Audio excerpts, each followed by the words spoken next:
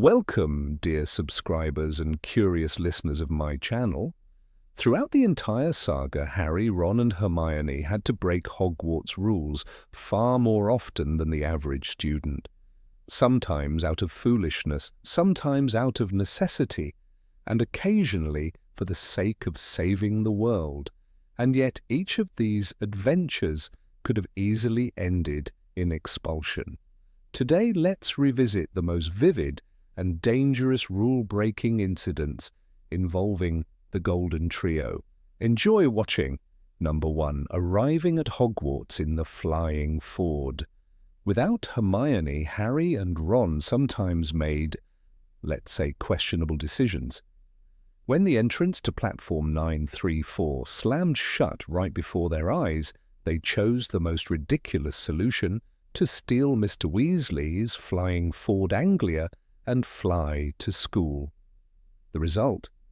Muggles saw them, the car crashed into the Whomping Willow, and Hogwarts was left in shock.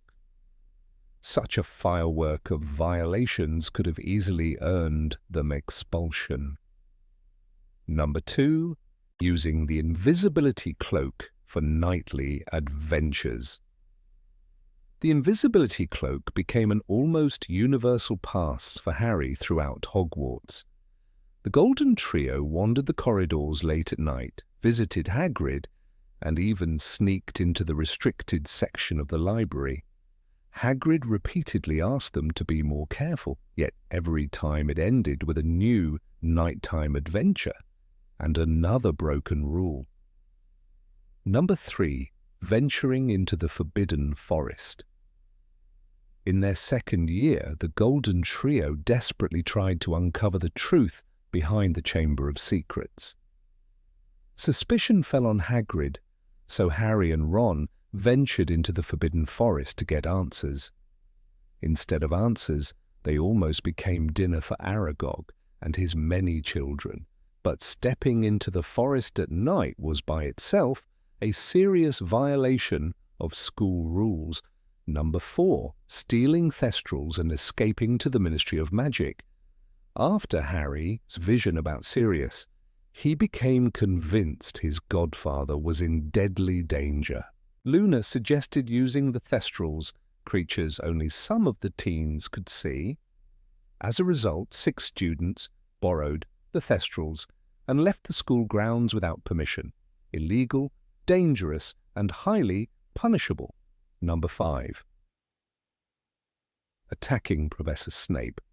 No matter how controversially Professor Snape was perceived, he was still a teacher, and attacking a teacher is a major offense. Yet Harry, Ron, and Hermione simultaneously cast the disarming charm, and the combined impact knocked Snape unconscious for several hours. It's surprising that this incident didn't lead to serious consequences. Number 6. Smuggling a dragon out of Hogwarts. Hagrid could never resist unusual magical creatures. That's how little Norbert the dragon ended up in his hut. But when Norbert grew and bit Ron, sending him to the hospital wing, Hagrid agreed to hand the dragon over to Charlie Weasley. Harry and Hermione carried the dragon up the tower at night and passed him to Charlie, his friends. Every part of this plan was a violation. Number 7. Creating Dumbledore's army. In Order of the Phoenix, Dolores Umbridge imposed new, merciless rules, including a ban on practical magic. Hermione suggested that Harry teach the students himself. Thus, Dumbledore's army was born, a secret organization that broke school regulations and defied Umbridge's regime. Formally, such a gathering was illegal, but the teens took the risk anyway.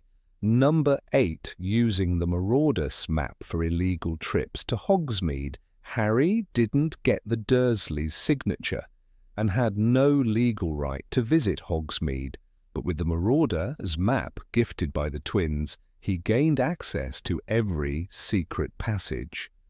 Using it, Harry entered the village illegally and did so several times without a single punishment.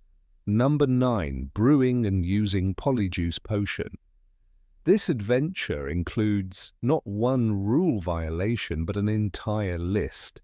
Harry, Ron, and Hermione forged authorization to access restricted books, used Moaning Myrtle's bathroom as their lab, stole ingredients from Snape, infiltrated another house's common room.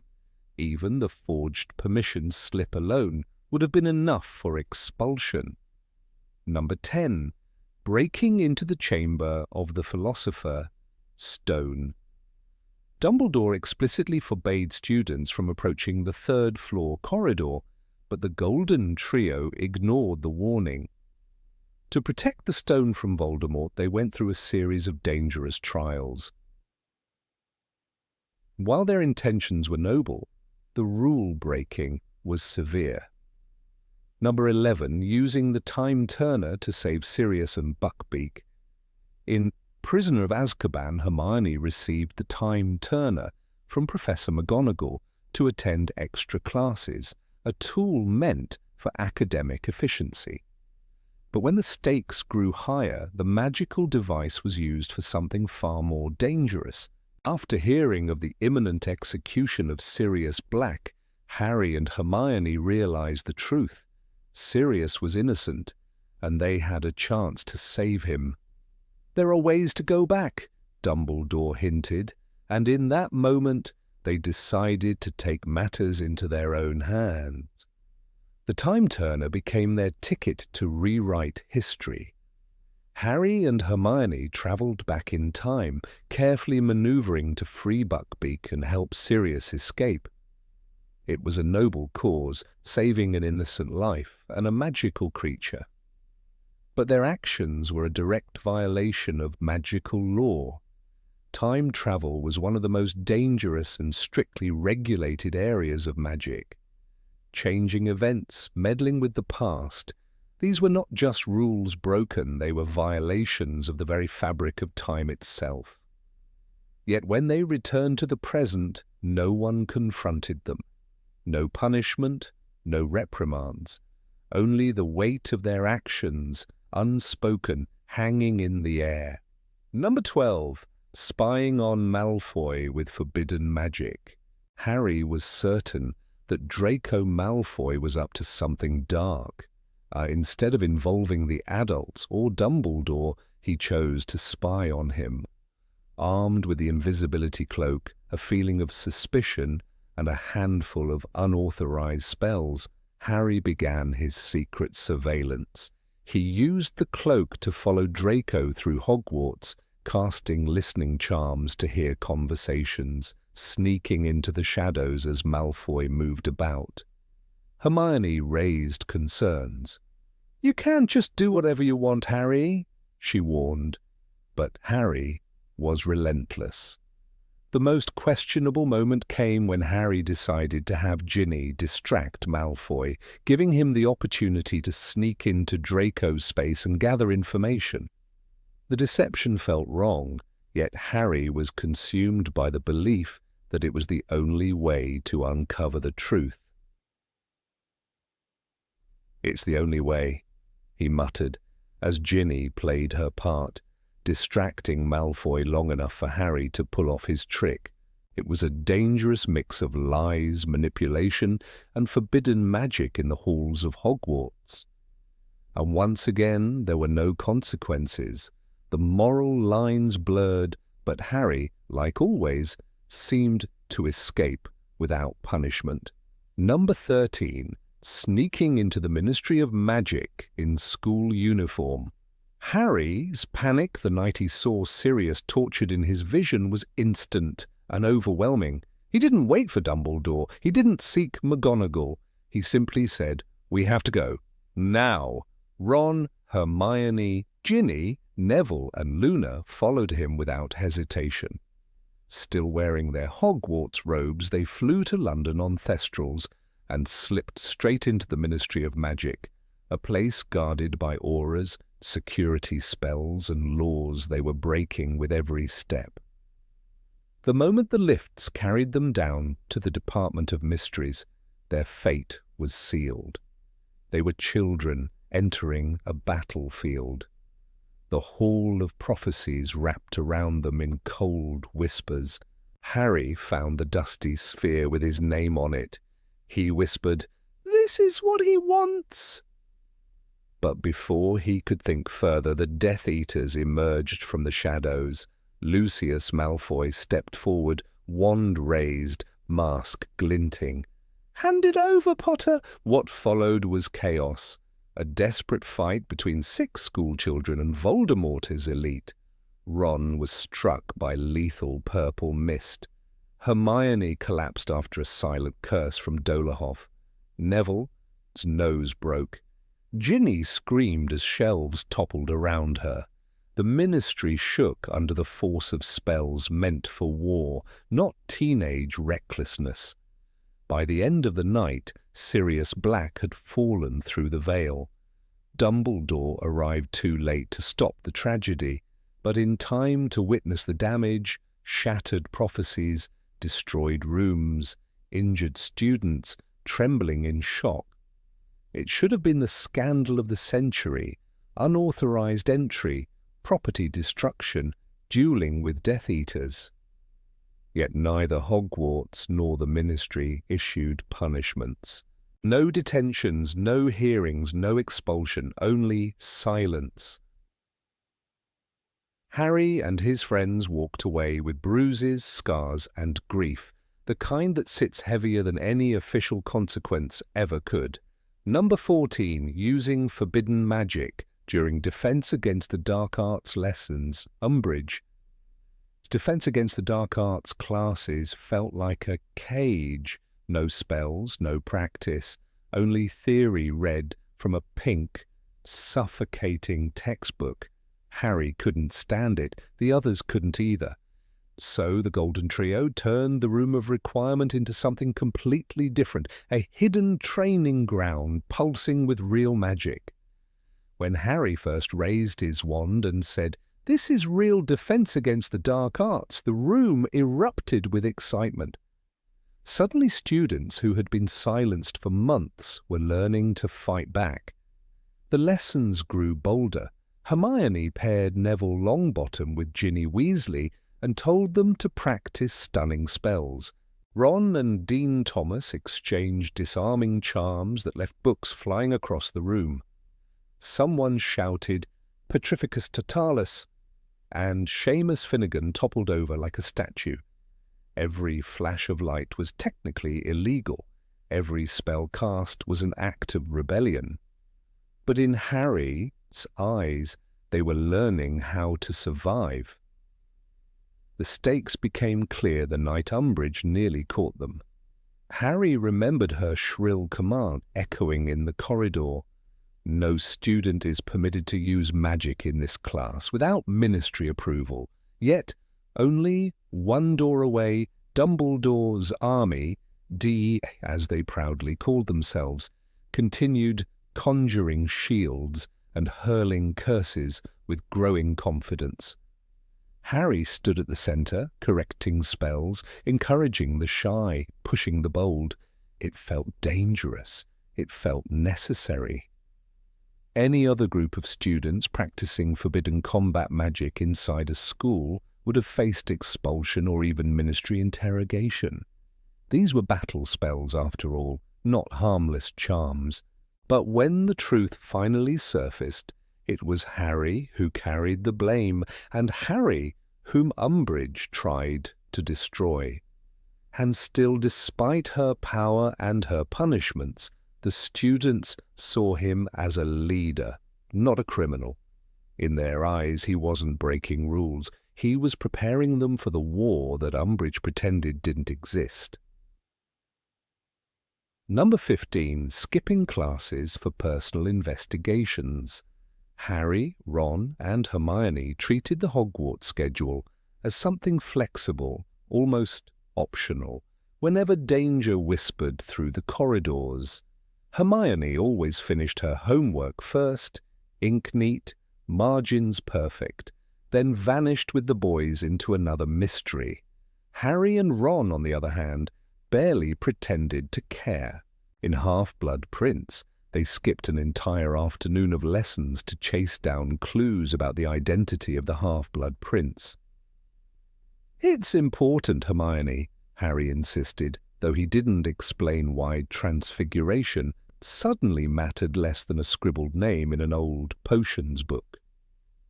Their disappearances became almost routine. During the hunt for information about Horcruxes, they slipped out of charms and defense against the dark arts more times than anyone could count. Hermione dragged them into the library with a stack of books so high it nearly hid her face, whispering, "If we don't understand how Horcruxes work, we'll never stop him." While other students practiced spells, the Golden Trio hunted legends. Their desks sat empty, their quills untouched, yet no professor seemed shocked. Sometimes the truancy was far more direct. Harry once bolted out of Snape's class the moment he overheard something suspicious about Draco Malfoy. Ron followed without hesitation. "Snape's voice rang after them like a whip. 'Potter, we are not finished!' But Harry didn't even slow down. He was certain Malfoy was plotting something dark in the room of requirement, and at that moment catching him mattered more than finishing a list of antidotes. Any other student would have faced detention howlers or worse, but teachers seemed to sense that when the Golden Trio disappeared, they weren't causing trouble. They were trying to prevent it. And while the school rules clearly stated that leaving class without permission was an offense, Harry, Ron, and Hermione slipped through those boundaries again and again, protected by a strange, unspoken truth when the trio was on the move. Something bigger than Hogwarts homework was at stake. Number 16. Illegal access to Slughorn's memory in his office. Harry's mission began with a single sentence from Dumbledore. "I need the truth, Harry, the full truth." But Professor Slughorn guarded his memory like a wounded animal. Every time Harry asked, Slughorn retreated behind excuses, laughter, or sudden bursts of false cheer. So Harry reached for the Felix Felicis, a bottle of liquid confidence. The moment the potion warmed his veins, the world shifted. Corridors felt welcoming. Doors opened at the right second. And Harry knew exactly where Slughorn would be. He slipped into Slughorn's office with an air of effortless charm. The room smelled of crystallized pineapple and old brandy. Slughorn nearly dropped his wand in surprise when Harry greeted him with a casual, "Lovely evening, sir." Under the influence of Felix Felicis, Harry wasn't aggressive, but he was persistent. Every word landed exactly where Slughorn's guilt lived. He guided the conversation like a conductor, nudging the professor from small talk to shame, and then, finally, to confession. The turning point came when Harry invoked Lily Potter. Slughorn froze. His round face softened, and his voice cracked as he whispered, I owe her so much." Harry watched the old man crumble beneath the weight of his own regret. There was no threat, but there was pressure, emotional pressure, magical pressure, the kind that cornered Slughorn until he pulled out the tiny vial, the real memory, and placed it into Harry's hand. It felt like betrayal disguised as responsibility. If any other student had done this, the consequences would have been severe. Breaking into a teacher's office, manipulating him with potion-fueled confidence, extracting private memories connected to Voldemort himself. Yet Harry walked away untouched, protected by purpose and Dumbledore's trust. It was a grey moment, a moral bend in the story, showing how even the heroes sometimes crossed lines when the stakes were high. Number 17. Secretly eavesdropping with the two-way mirror. Harry first treated Sirius Black's two-way mirror as a simple tool for communication, a quiet link between Godfather and Godson. But in Half-Blood Prince, the mirror took on a different role. One evening, when the corridors felt too still and the tower too silent, Harry sensed something was wrong. He pulled the mirror from his trunk, whispering, "Sirius? Are you there?" The glass remained dark. Yet Harry kept staring, hoping for a flicker, a shadow, anything that might hint at what was happening elsewhere in the castle. That small act revealed a dangerous truth. The mirror didn't just let Harry talk to someone far away. It let him observe. When he later angled it toward the window, the surface shimmered, catching images he wasn't meant to see. It gave him glimpses of movements and sounds beyond his room. For a moment he saw what looked like Professor Snape crossing a distant corridor. He wasn't calling Sirius anymore. He was listening, watching, trying to understand the storm gathering inside Hogwarts. Harry justified it to himself. He needed answers. He felt alone after the death of Sirius, and every instinct told him danger was closing in.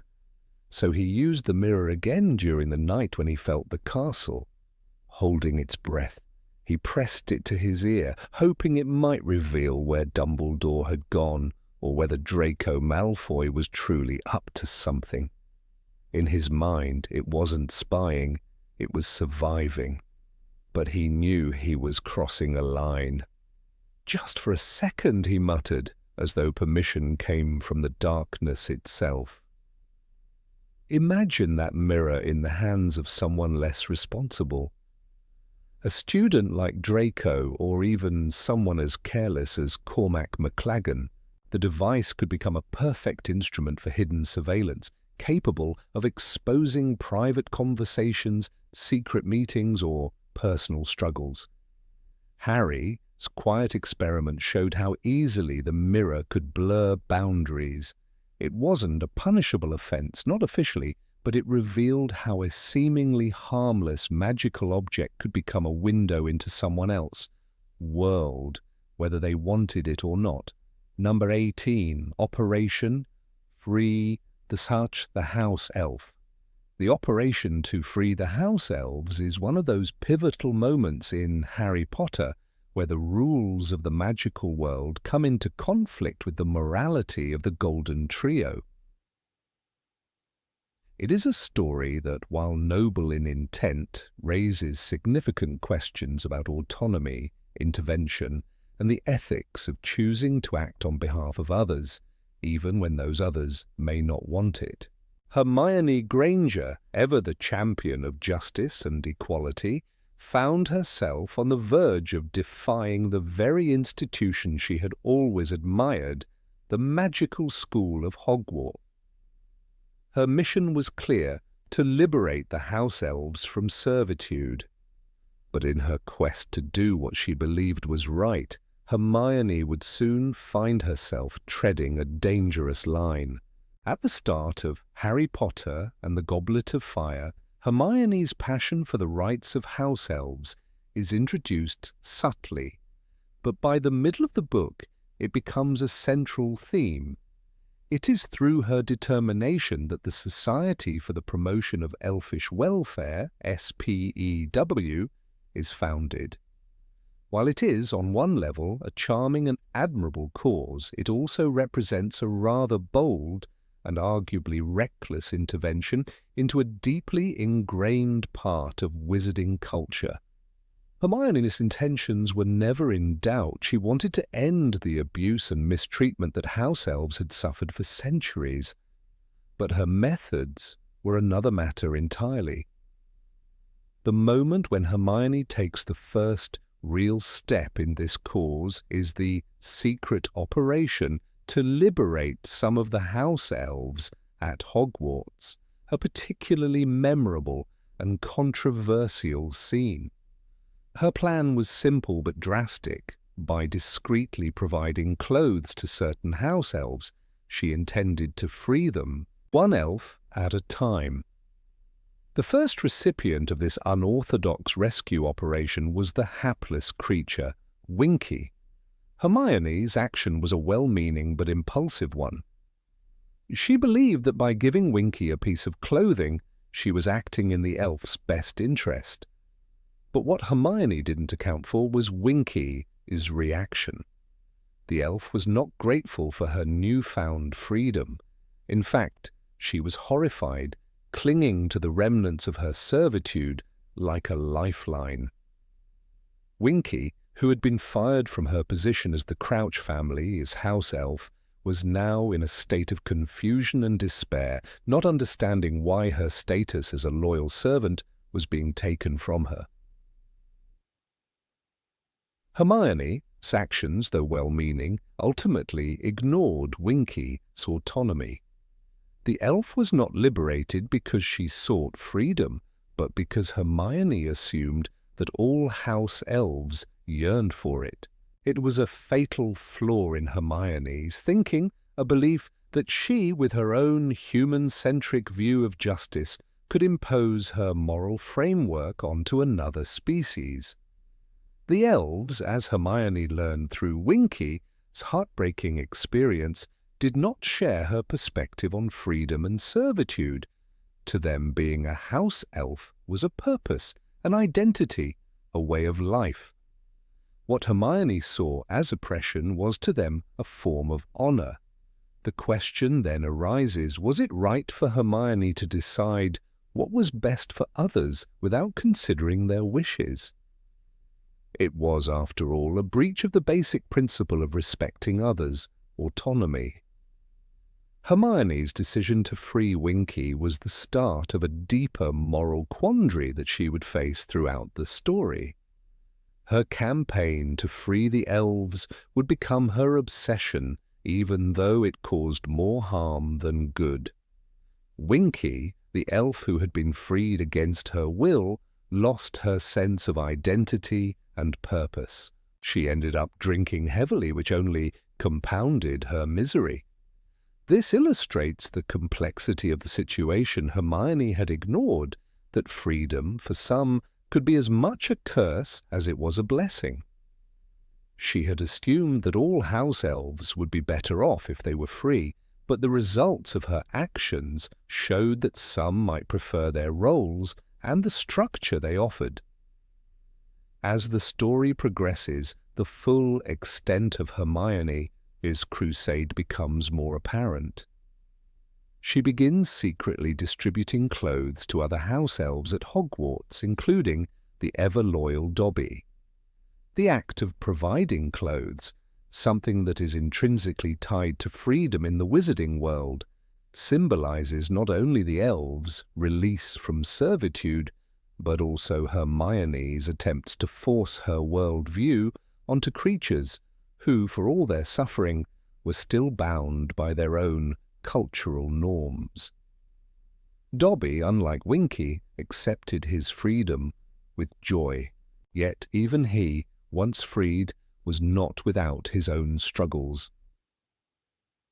His sense of self-worth and his understanding of his place in the world were deeply shaken, illustrating the psychological toll that such drastic changes can have on individuals, regardless of their status as magical beings.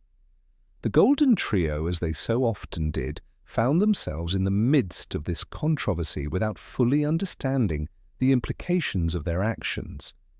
Harry and Ron, who typically took their cues from Hermione's idealism, followed her lead.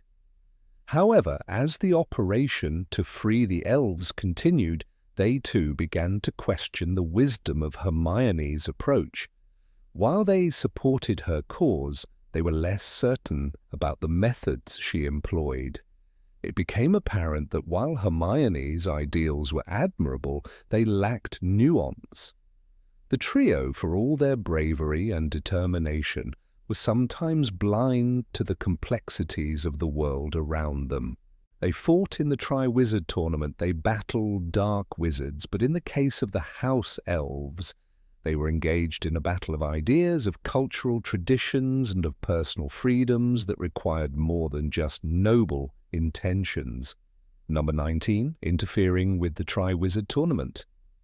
In the fourth book of the Harry Potter series, the stakes are raised dramatically when Harry finds himself unwillingly thrust into the Triwizard Tournament, a dangerous and highly challenging magical competition that no one, especially a 14-year-old, should have been involved in.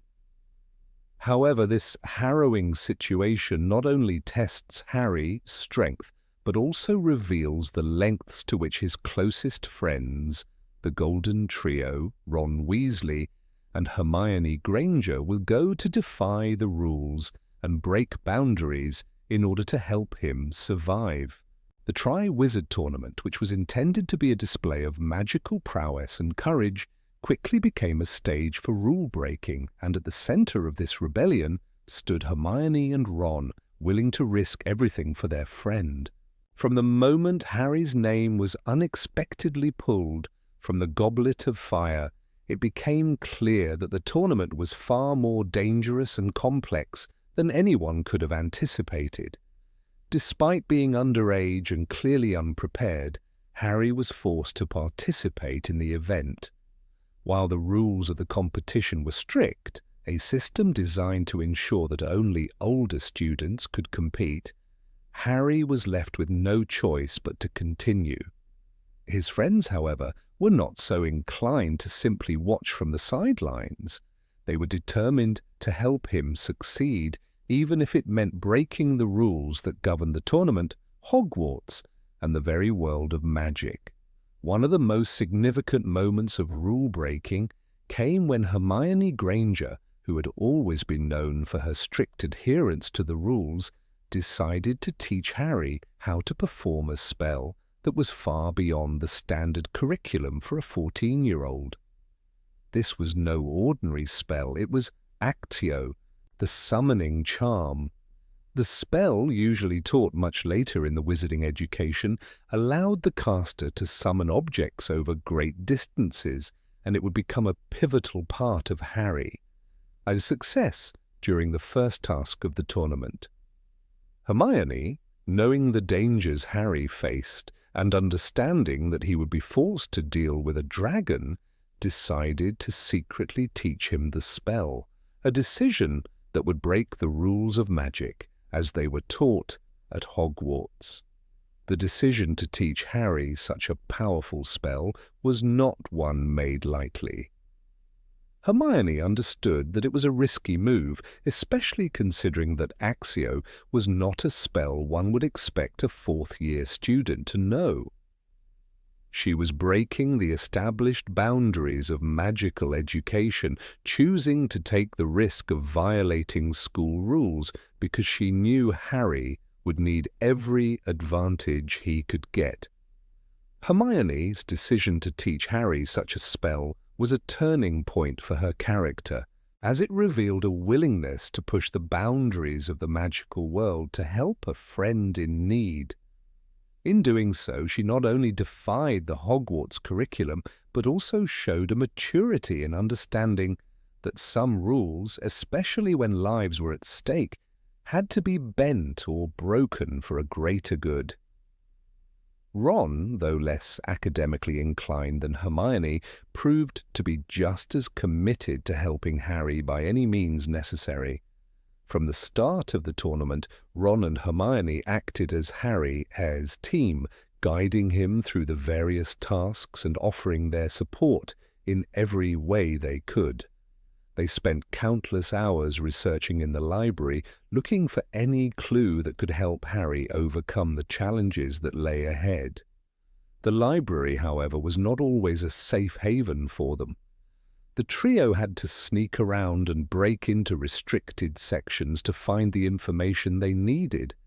It was here, in these clandestine visits, that the trio showed how far they were willing to go.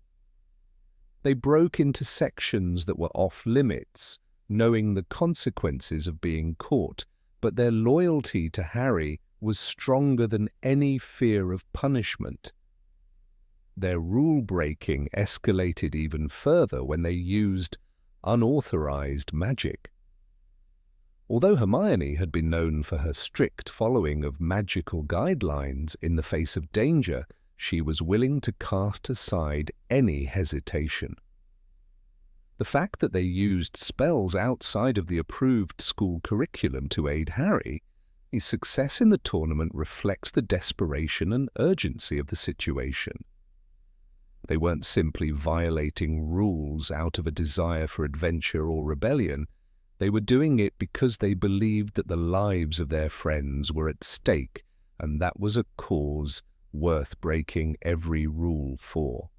As the tournament progressed, Harry found himself facing tasks that seemed designed to break him, both physically and mentally. Yet despite the rules that were clearly set in place to protect the contestants, Harry was left without a safety net, and it became increasingly evident that the only safety he had was the support of Ron and Hermione. They were his lifeline, offering advice and assistance in whatever form they could. This level of support went beyond friendship. It was a statement about what the Golden Trio was willing to do for each other, regardless of the consequences. Perhaps the most striking example of their disregard for the rules came when the trio began to secretly gather information about Harry's competitors. They knew that in a contest with such high stakes, knowledge of the other competitors would give Harry a crucial edge. While the tournament was meant to be a fair and unbiased competition, it was clear to Harry and his friends that fairness was not the reality of the situation. Hermione and Ron went so far as to gather information from various sources, breaking the rules by doing so in secret. They knew that they had to give Harry every advantage possible, even if it meant crossing moral lines. Number 20. Breaking into Umbridge's office.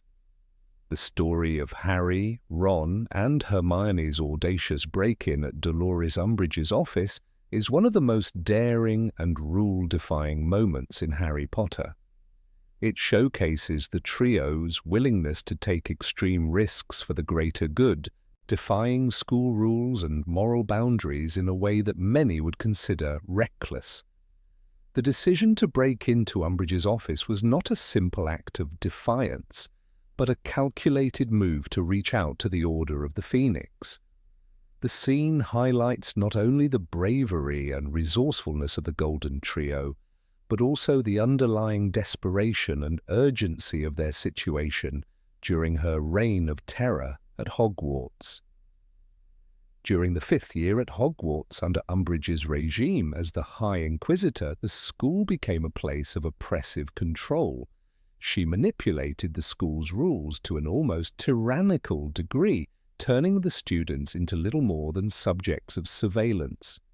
Harry, already disillusioned with the Ministry, his refusal to believe his warnings about Voldemort's return, and aware of the growing danger to the wizarding world, took it upon himself to reach out to those who could help. The trio knew that communication with the Order of the Phoenix was critical, yet Umbridge's stranglehold over the school made any attempt to seek outside help nearly impossible. The method they devised was bold, even for them. The plan involved breaking into Umbridge's office, a place already crawling with her magical defenses, to access a communication device, a fireplace linked to the Ministry. They knew the risk of being caught was immense, but their desperation outweighed their fear. Breaking into a professor's office was a serious crime at Hogwarts, but doing so in the midst of Umbridge's totalitarian control was nothing short of revolutionary. And yet in their minds, the consequences of failure would be far worse than getting expelled. This wasn't just about breaking rules, it was about survival and making sure that the fight against Voldemort wasn't lost before it had even begun. The trio's first step was to bypass Umbridge's numerous enchantments on the door and windows, which would have stopped most students. But they were no ordinary students. Hermione, with her sharp intellect, had done the research. She knew how to use advanced spells to manipulate the magic around them. With Ron, strength, and Harry, his determination, they managed to disable the security charms and enter the Forbidden Office. For a moment, the atmosphere was tense, as every sound in the quiet halls seemed to echo their actions, but they pushed forward, knowing they were running out of time. Once inside, they were met with the cold, oppressive atmosphere of Umbridge's office. It was decorated with garish plates of kittens and endless pink, the very essence of Umbridge as personality. But none of that mattered at that moment. They weren't there for decoration, they were there for a single, crucial object, the enchanted fireplace that allowed for communication with the Ministry. The fireplace was the only way they could reach the Order of the Phoenix, a link to people who could offer help, or at least guidance, in these dark times. The act of breaking into the office was bad enough, but it was the use of the fireplace that pushed them further into the realm of criminality. Hermione, with her natural curiosity and determination, was the first to act. She used her knowledge of advanced spells, an area of magic that was often avoided by other students due to its complexity and danger.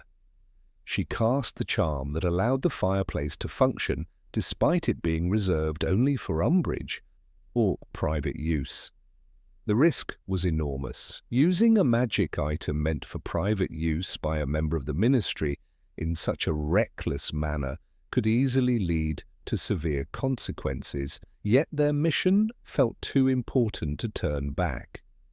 As they prepared to use the fireplace, the tension was almost unbearable. The trio knew that the odds of them being caught were high. They'd already disabled the charms on the door, but there was always the risk of someone hearing them, or worse, Umbridge herself arriving to catch them in the act. The students' hearts raced as they focused on their mission, their minds sharp despite the perilous situation. Every movement had to be calculated, every spell precise. They weren't just breaking into an office, they were committing an act of rebellion, and the stakes had never been higher. What followed was a flurry of chaotic moments. As they made their way to the fireplace and Ron hesitated in the magical ether, the sound of approaching footsteps filled their ears. A wave of panic surged through them, and the pressure to act before it was too late intensified. They had already put so much on the line, and failure now would be disastrous. In their haste, they quickly used the fireplace to send a message to the Order. But just as quickly, the sounds of the steps grew louder, and they realized that their window of opportunity was closing fast. In those final moments, the trio displayed an admirable level of composure. They were well aware of the consequences of getting caught, immediate expulsion, possibly worse, but Harry, Ron, and Hermione's resolve was unshakable. They made a calculated decision, not knowing how much time they had left, but trusting that they would be able to escape before being caught. It was a daring escape, a moment that showed their collective bravery, but also the lengths to which they had gone in order to continue the fight against the dark forces that threatened their world. Number 21, using the Half-Blood Prince's book. The discovery of the Half-Blood Prince's potions book marked a pivotal moment in Harry Potter, his 6th year at Hogwarts, yet it also brought into focus a significant violation of school rules by the Golden Trio. The book, which Harry stumbled upon in the potions classroom, was far from a mere textbook. It was a dark artifact filled with forbidden knowledge. Not only did it contain spells and techniques not taught in the Hogwarts curriculum, but it also led Harry to use dangerous magic, thus crossing a line that he would later regret. In many ways, this book became a symbol of how even the most well-intentioned students, driven by curiosity and necessity, could fall into reckless behavior when left unchecked. The book had been passed down from an unknown student, the Half-Blood Prince, whose identity was initially a mystery. It was filled with annotations, corrections, and instructions that were far more effective than the standard ones provided by Professor Slughorn's textbook. For Harry, this book became an invaluable resource not only in mastering potion making, but also in providing solutions to complex challenges. But while it was tempting to rely on the book's guidance, Harry was essentially using an illegal source, bypassing the established rules and guidelines set by the school. He was engaging in self-directed learning without the supervision of any teachers or mentors, a decision that should have raised red flags.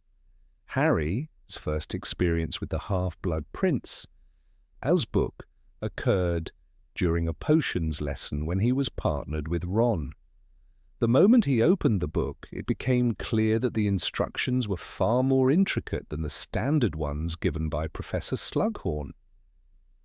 Harry quickly realized that the book was filled with personal notes, tips, alterations to the standard recipes, and, most importantly, a series of spells that weren't included in any school materials. As the lessons went on, Harry began to experiment with these spells, relying on them to outperform his classmates and even impress Slughorn. However, one of the spells was a deadly combat curse called Sectum Sempra, a powerful and violent magic that caused deep cuts and injuries to its victim. The first time Harry used Sectum Sempra, he had no idea of the consequences. During a confrontation with Draco Malfoy in the bathroom, Harry, who was already feeling the tension from the ongoing events at Hogwarts, found himself facing Draco, who had become increasingly hostile. In a moment of frustration, Harry cast the spell without fully understanding its effects. The result was shocking. Draco was instantly slashed by deep, bloody gashes across his body, and he fell to the ground in pain. The sight was terrifying, and Harry was horrified by what he had done. The curse, which had been concealed in the Half-Blood Prince's book, had caused irreparable damage, revealing just how dangerous unregulated magical knowledge could be. It was clear that the book's contents were not meant for Hogwarts students, and by using the spell, Harry had broken a cardinal rule. He had used an unapproved and dangerously unverified magic. What made the situation even more alarming was the fact that Harry had no way of knowing that Sectum Sempra was a deadly curse. He had been using the book as a shortcut, relying on the notes in the margins, instead of asking for guidance from his professors. The Half-Blood Prince, it seemed, had filled the book with powerful magic, but had not provided any context on its use or consequences. The book was like a Pandora's box, offering untold power, but at a significant cost. Harry had simply assumed that the spells would be helpful, not realizing the potential harm they could cause. The aftermath of the incident with Draco Malfoy was nothing short of disastrous. Harry's actions drew immediate attention, particularly from Professor Snape, who had always harbored a distrust of Harry. Snape, upon discovering the spell, reacted harshly. He chastised Harry for using such dangerous magic without proper supervision, but the full extent of the danger was revealed only when Harry learned that the Half-Blood Prince was, in fact, Severus Snape himself. The revelation was unsettling, as it meant that Harry had been using the very book of the man he least trusted. Snape, who had left these dark and potentially deadly instructions in the margins, had effectively encouraged Harry to practice dangerous magic. Although Harry was reprimanded, the lack of oversight in the use of the book pointed to a larger issue within the school system. Hogwarts, despite its prestigious reputation, had failed to account for the possibility that students could misuse magical resources. The fact that the book had been left behind, untouched and unexamined by any teacher, highlighted a critical flaw in the school's approach to magical education. Students, especially those like Harry, who were keen to learn and willing to go beyond the required curriculum, were vulnerable to the allure of forbidden knowledge. Without any guidance or supervision, they could easily fall into the trap of experimenting with dark and untested magic, as Harry had done. What was even more troubling was the fact that Harry wasn't the only one experimenting with the book. Ron, though not as adept at potions as Harry, had also begun to rely on its notes. This sparked a dangerous trend among the students, where they began to look for shortcuts in their magical education, disregarding the safety protocols that had been put in place. In the case of the Half-Blood Prince's book, these shortcuts weren't just harmless cheats. They were actively dangerous. The students were essentially playing with fire, using a book that had no regard for their well-being. The use of the Half-Blood Prince's book was not only a violation of school rules, but also a breach of the trust placed in students by their teachers. Professors Slughorn and Snape, both of whom had their own hidden agendas, failed to adequately address the dangers of this book. Harry's reliance on the book, his instructions instead of seeking guidance from Slughorn or even Dumbledore, was a clear example of how a lack of oversight could lead to disaster. It was a mistake that Harry would come to regret, not just because of the injury to Draco, but because it put him on a path toward using magic that was far beyond his control or understanding. As the story unfolded, the consequences of using such dark magic became even more apparent. Harry's use of the book became a recurring theme, with each spell and recipe pushing him further down a dangerous road. The temptation to use the book's shortcuts continued to pull at Harry, despite the consequences of his earlier actions. The fact that the book had remained unchecked, sitting in the hands of a student, spoke to the vulnerability of the magical education system and its failure to safeguard students from the darker aspects of magic. In the end, the use of the Half-Blood Prince's potions book was not just a momentary lapse in judgment, but a significant violation of the rules that governed Hogwarts. It raised serious questions about the role of magical education in protecting students from the dangers inherent in the magical world. The book, filled with dangerous spells and unknown consequences, served as a reminder that not all knowledge was meant to be pursued, especially when it came to magic as perilous as sectum sempra. Harry, like many students before him, learned that curiosity, when left unchecked, could have disastrous consequences. Number 22, fleeing the battlefield at the end of 6th year. After Dumbledore's death, a wave of chaos swept over Hogwarts. The sense of security that once reigned in the school evaporated, leaving behind an unsettling silence punctuated by the sharp sting of uncertainty. The looming threat of Voldemort's return hung heavy in the air, casting a dark shadow over every corner of the castle. For students, particularly those like Harry Potter, Hermione Granger, and Ron Weasley, This felt like a time when all the rules, all the structures they had relied on, were suddenly obsolete.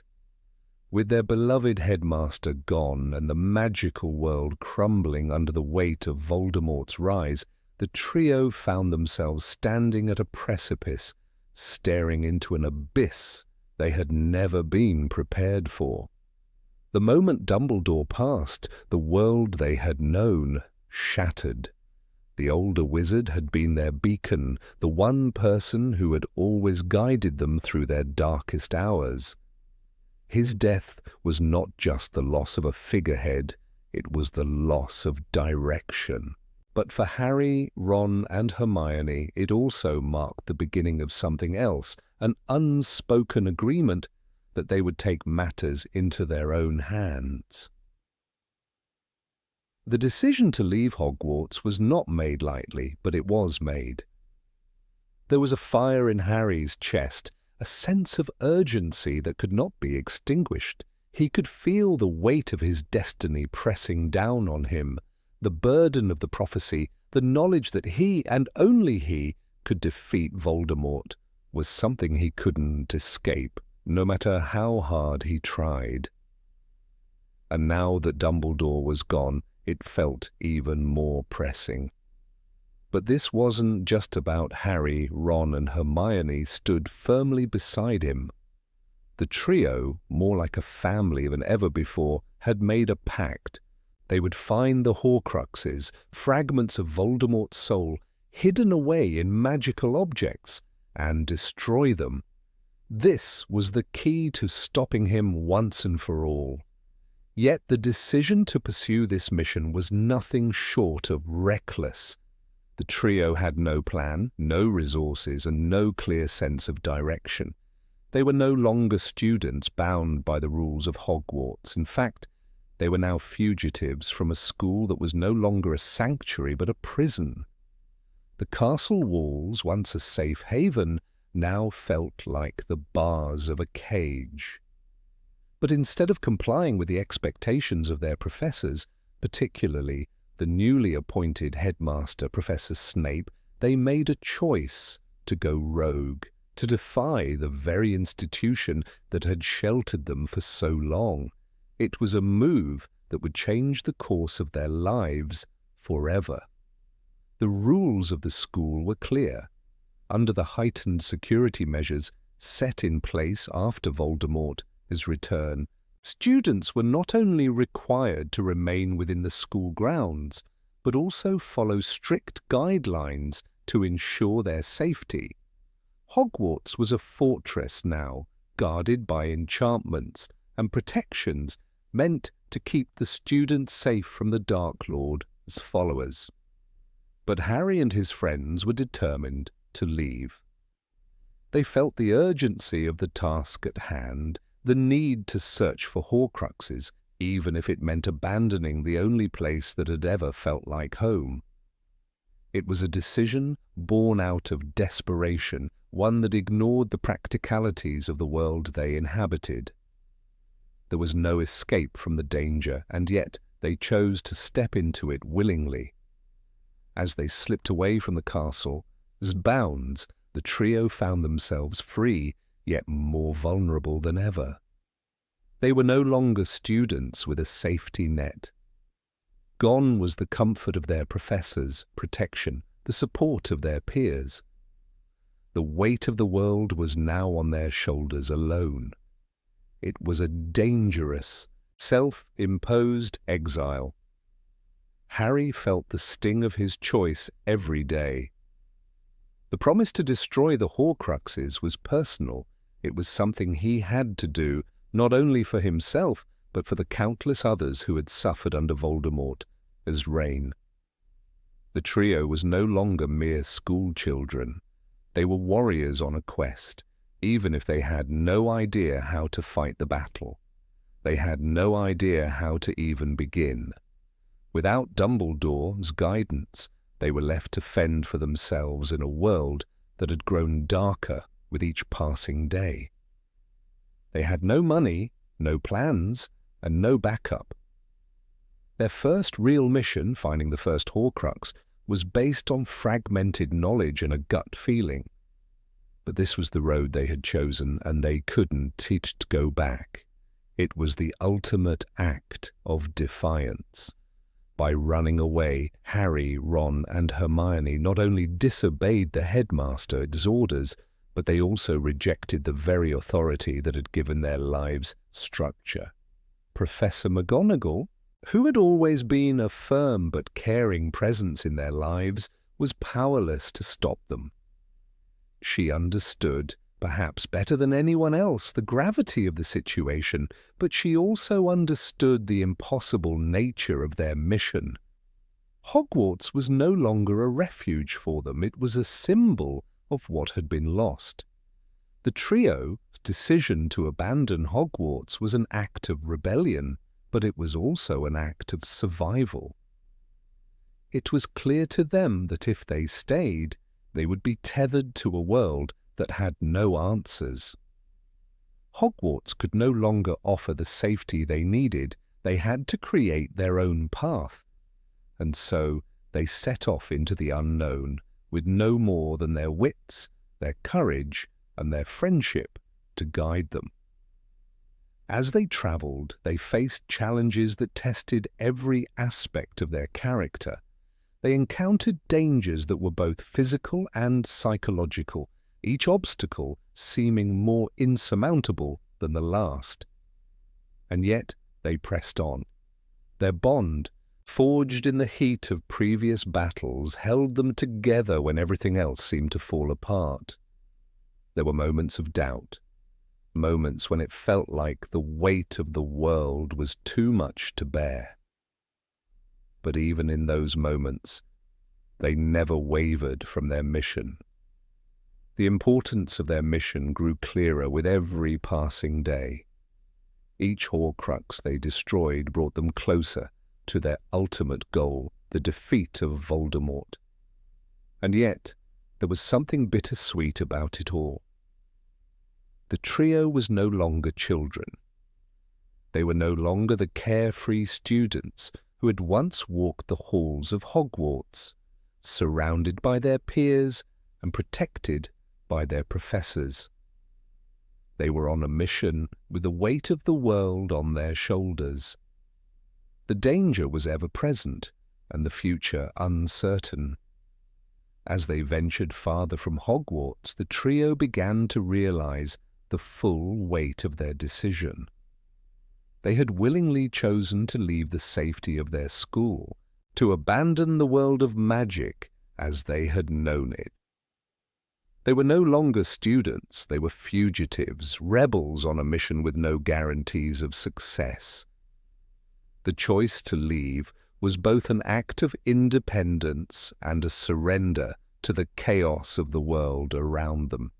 They had no choice but to move forward. There was no going back.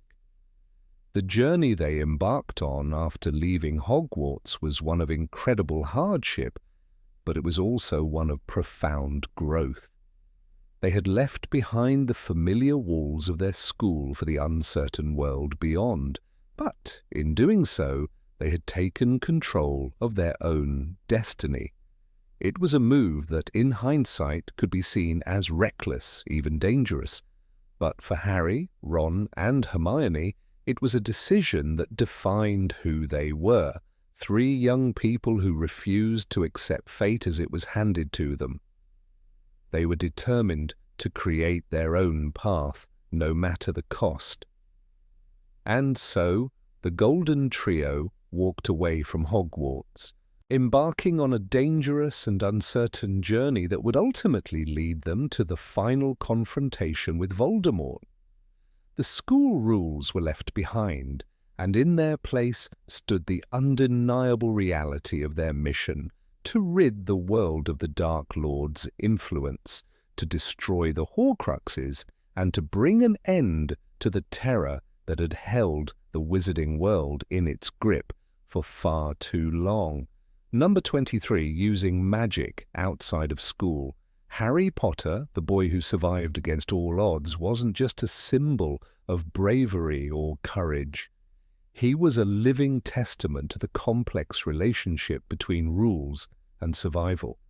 As part of the Golden Trio, alongside his loyal friends, Hermione Granger and Ron Weasley, Harry found himself not only defying rules but doing so in ways that were completely against the laws of the wizarding world. The use of magic outside of Hogwarts was forbidden by the Ministry of Magic, a strict rule meant to prevent young witches and wizards from causing havoc in the Muggle world. Yet, as the series unfolds, it becomes clear that this rule, meant to maintain order, was more often broken by the trio than not. One of the most pivotal moments that showcases their disregard for this rule occurs in Harry Potter and the Order of the Phoenix. Harry, just 15 years old, faces a chilling encounter with Dementors during the summer at the Dursleys' house. The magical creatures, driven by the terror of despair, descend upon Harry and his cousin Dudley. In this moment of peril, Harry does what he knows best. He defends himself. In the chaos of fear, he casts the powerful Expecto Patronum charm. The result is nothing short of extraordinary. Not only does Harry successfully summon a Patronus, but he does so in the presence of Muggles, his cousin, and perhaps more critically, the Dursleys, who know nothing of the magical world. For Harry, it was an act of self-preservation. He had no choice. The Dementors posed a grave threat, and his ability to summon a Patronus was the only defense he had. However, by casting the spell outside the safety of Hogwarts, Harry broke one of the most important laws in the wizarding world, the decree for the reasonable restriction of underage sorcery. This law was designed to prevent young witches and wizards from using magic in front of Muggles, for fear that the magical world would be exposed.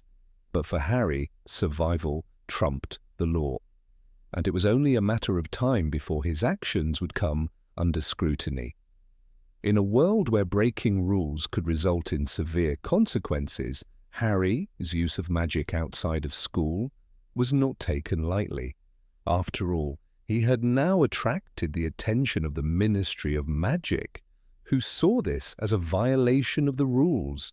In fact, it was this very moment that would later lead to his hearing in front of the Wizengamot, the Wizarding Court, where his ability to use magic as a form of defense was questioned.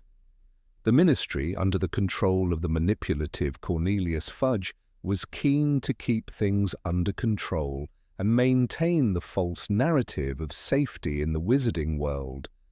But Harry, being Harry, continued to push boundaries, questioning the laws that governed his existence.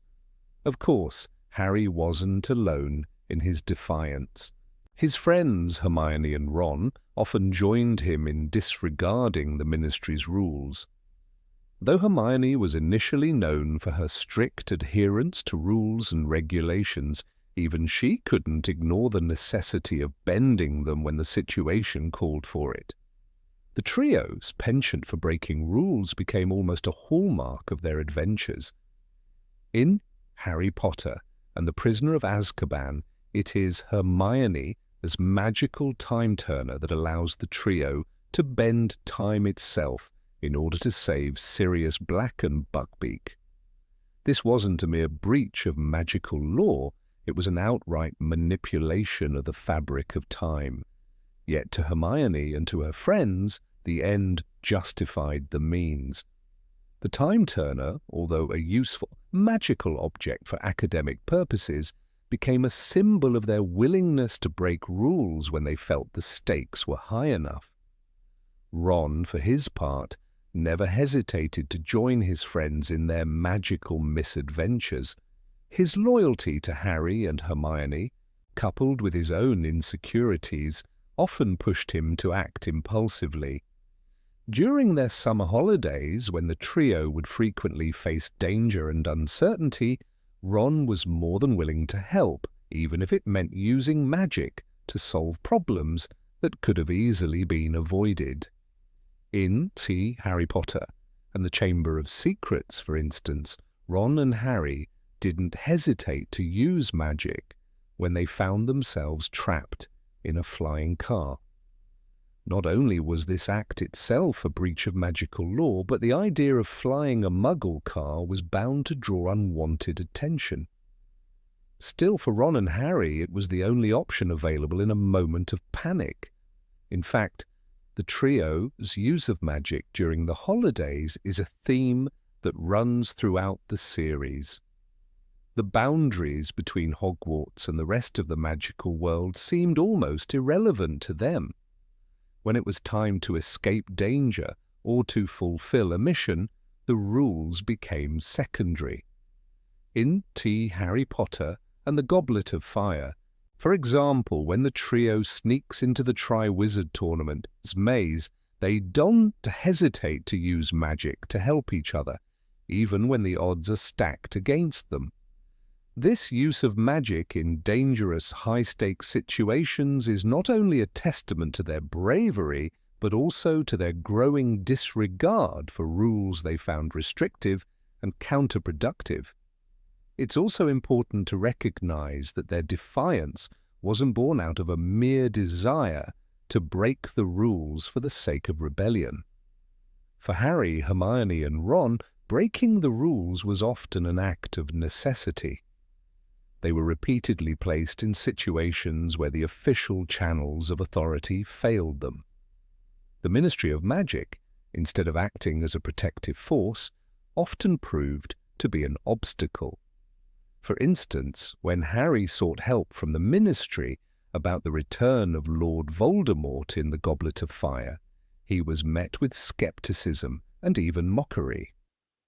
The refusal of the Ministry to believe in Voldemort's return pushed the trio to act on their own, leading them to take matters into their own hands.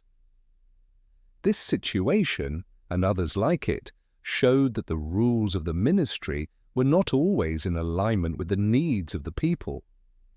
Even as the series progresses and the stakes grow higher, the trio's use of magic continues to defy expectations.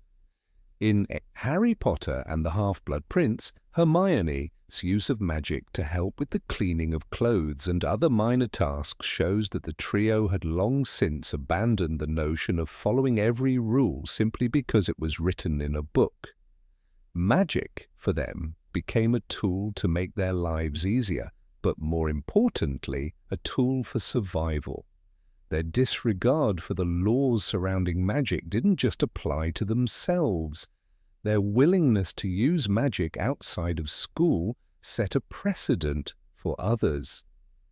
In Harry Potter and the Deathly Hallows, as the trio attempts to destroy Horcruxes and fight against the forces of darkness, they continue to use magic freely, even when it means defying the wizarding authorities.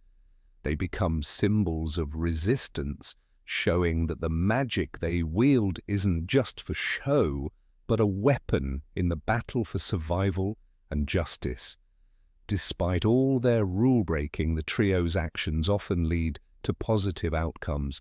They saved lives, protected their friends, and ultimately played a central role in the defeat of Voldemort. Their defiance of the laws governing magic was not a reckless desire for chaos, but a deeply held belief that some rules, when taken to extremes, do more harm than good. In the end, it is clear that the magic they wielded was a tool for freedom, a tool they used to fight against the very forces that sought to control them. Thus, Harry, Ron, and Hermione's frequent breaches of magical law were more than mere acts of rebellion. They were necessary acts of survival, acts of defiance against a system that at times seemed more interested in maintaining control than in doing what was right. Through their journey, the trio demonstrated that sometimes breaking the rules is the only way to achieve true justice. Number 24, breaking into Gringotts. The story of Harry Potter and his friends Hermione Granger and Ron Weasley is filled with moments that defy logic and challenge the boundaries of magic and morality. However, one of the most audacious and reckless acts they committed during their time at Hogwarts was the attempt to break into Gringotts Bank, the most secure and heavily guarded magical institution in the wizarding world. This particular mission goes far beyond any schoolyard mischief or rebellious pranks. It ventures into the realm of international crime, and yet it is carried out for what they believe to be a noble cause: the salvation of the wizarding world. Gringotts Bank, a massive and imposing establishment, is known for its rigorous security measures. It is said that even the most seasoned witches and wizards approach the bank with caution, fully aware of the numerous layers of protection guarding its vaults. To even think of entering Gringotts without an invitation is a death sentence for anyone, no matter their status or rank in the wizarding community. The goblins who run the bank with an iron fist are infamous for their distrust of outsiders and their readiness to use extreme measures to protect the contents of the vaults.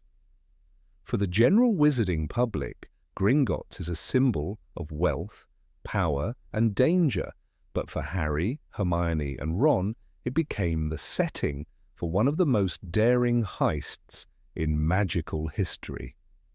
The plan was born out of desperation. Harry, knowing that Lord Voldemort's Horcruxes were essential to defeating the Dark Wizard, had learned of one such Horcrux hidden within a vault in Gringotts.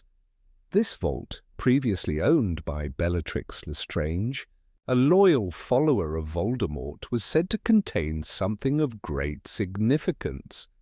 Hermione, ever the strategist, suggested they infiltrate the bank disguised as Bellatrix herself. Using Polyjuice Potion, they assumed her identity, setting in motion a plan that would see them inside Gringotts, the very heart of magical banking, where they would face not only danger, but certain death if caught.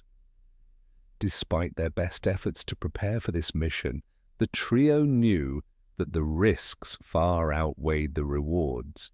Hermione's careful research and knowledge of magical laws only underscored the severity of their crime. They weren't just trespassing in a heavily secured building, they were entering one of the most sacred and protected places in the wizarding world, and they were doing so under false pretenses. The stakes were impossibly high, and yet, driven by their desire to destroy Voldemort's Horcruxes and end the war, they pressed on, willing to break any rule to succeed. Their infiltration of Gringotts is nothing short of a miracle. With Harry and Ron disguised as Bellatrix and her accomplice, they managed to gain access to the vaults with relative ease, though the tension was palpable. As they walked through the imposing marble halls of Gringotts, the weight of their actions hit them. They were not only defying the laws of magic, but they were also putting their lives on the line for something greater than themselves. It was no longer just about surviving school or being caught breaking curfew. They were committing an act of international magnitude that could bring about severe consequences if discovered. As they approached the vault, it became clear that their luck was beginning to run out. Hermione's careful planning and quick thinking saved them from detection more than once, but they could only push their luck so far. The vault they needed to access was deep within the bank, protected by magical barriers and goblins who had every reason to be suspicious of the sudden appearance of Bellatrix Lestrange. Hermione's confidence was shaken as the plan began to unravel, but Harry, ever the leader, kept them focused, urging them forward even as the tension mounted.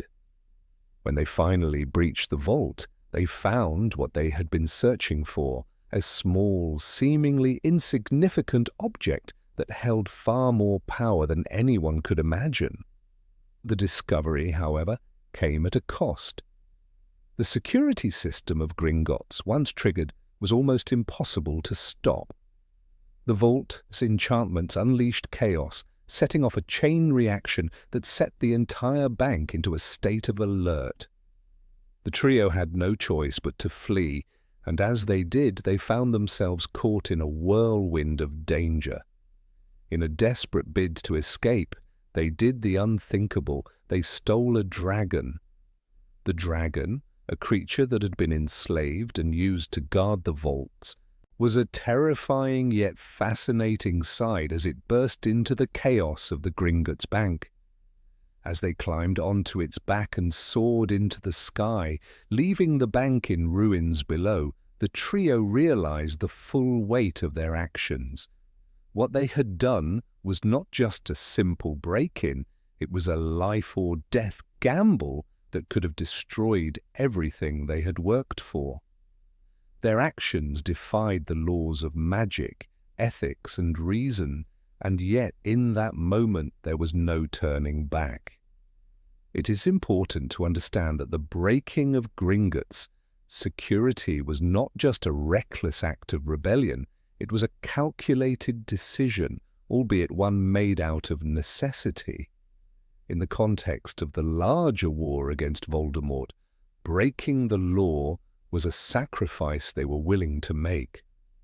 Hermione, who had always prided herself on following the rules, found herself questioning the value of those rules when the stakes were so high. For her, the line between right and wrong blurred as they embarked on this dangerous mission. Ron, ever the loyal friend, followed Harry's lead without hesitation, trusting in his judgment, even when it meant breaking every rule they had ever learned. The daring escape on the dragon is an iconic moment in the Harry Potter series, not only for its sheer audacity but also for its symbolism. It represents the trio's transformation from mere students into full-fledged warriors in the battle against darkness. They had crossed a line that many wizards would never dream of crossing, and in doing so they had committed an international crime that would forever change their lives. The dragon, once a symbol of imprisonment and fear, became their unlikely savior, carrying them away from the chaos they had unleashed. In the aftermath of their escape, the consequences of their actions were far-reaching. Gringotts, already a fortress of power, was left in disarray, and the goblins, who took great pride in their security, were left humiliated and enraged. The trio's actions were considered a direct affront to the bank, and though they managed to escape without immediate retribution, the ramifications of their crime would haunt them for years to come. Their actions were not only illegal, but also reckless, placing their lives in jeopardy and risking everything they had fought for. Yet, as in many instances in the Harry Potter series, the ends justified the means. While breaking into Gringotts and stealing a dragon may have been a violation of magical law, it was done in the name of a higher cause, the destruction of Voldemort and his Horcruxes. For Harry, Hermione, and Ron, the breaking of the rules was a necessary evil, one that ultimately served to protect the world from the darkest wizard of all time. Their willingness to sacrifice everything for the greater good is a defining characteristic of their journey, and their actions at Gringotts exemplify the complexities of morality, law, and the consequences of war. As Harry, Ron, and Hermione reflect on their journey, they realize that the rules they once thought were unbreakable are often mere constructs, easily shattered when the need arises. The heist at Gringotts is a testament to their courage, ingenuity, and willingness to risk everything for what they believe to be the greater good. It is a moment that defines their growth as individuals and as a team, and while it may have been a violation of the law, it was a necessary step in the fight against Voldemort's reign of terror. Number 25. Violating magical creature handling rules. In the magical world of Harry Potter, the rules that govern the safety of students at Hogwarts are as rigid and stern as one might expect. The very nature of the school's existence, nestled in the heart of the Scottish Highlands, surrounded by mysteries and dangers, necessitates a system of strict regulations designed to protect its young witches and wizards. However, the golden trio, Harry Potter, Hermione Granger, and Ron Weasley, seemingly had a knack for bending, breaking, or completely ignoring these rules in pursuit of truth, adventure, and sometimes their own survival. A perfect example of this disregard for safety and protocol can be found in their adventure with the acromantula Aragog in Harry Potter and the Chamber of Secrets. In this instance, their actions not only put them in grave danger, but also directly violated the Ministry of Magic stringent rules concerning the handling and interaction with magical creatures. One of the core rules set by the Ministry of Magic is the regulation of dangerous magical creatures. This includes all manner of creatures that could pose a threat to human life, and among the most dangerous are the acromantulas, giant, sentient spiders that have a reputation for their venomous bites and their immense size. To have even the smallest interaction with such a creature is strictly forbidden, as their strength and malice make them a serious threat to anyone who comes too close. Yet despite this regulation, Harry, Ron, and Hermione's journey into the heart of the Forbidden Forest to seek out one of these creatures reveals the trio's indifference to the rules that govern their safety. This particular breach of protocol happens after the students receive a letter from Hagrid, their beloved half-giant care of magical creatures professor, who had been previously fired from his teaching position under suspicion of opening the Chamber of Secrets. In his letter, Hagrid gives them the unusual advice, quote 33. The directive to, quote 34, is both cryptic and alarming.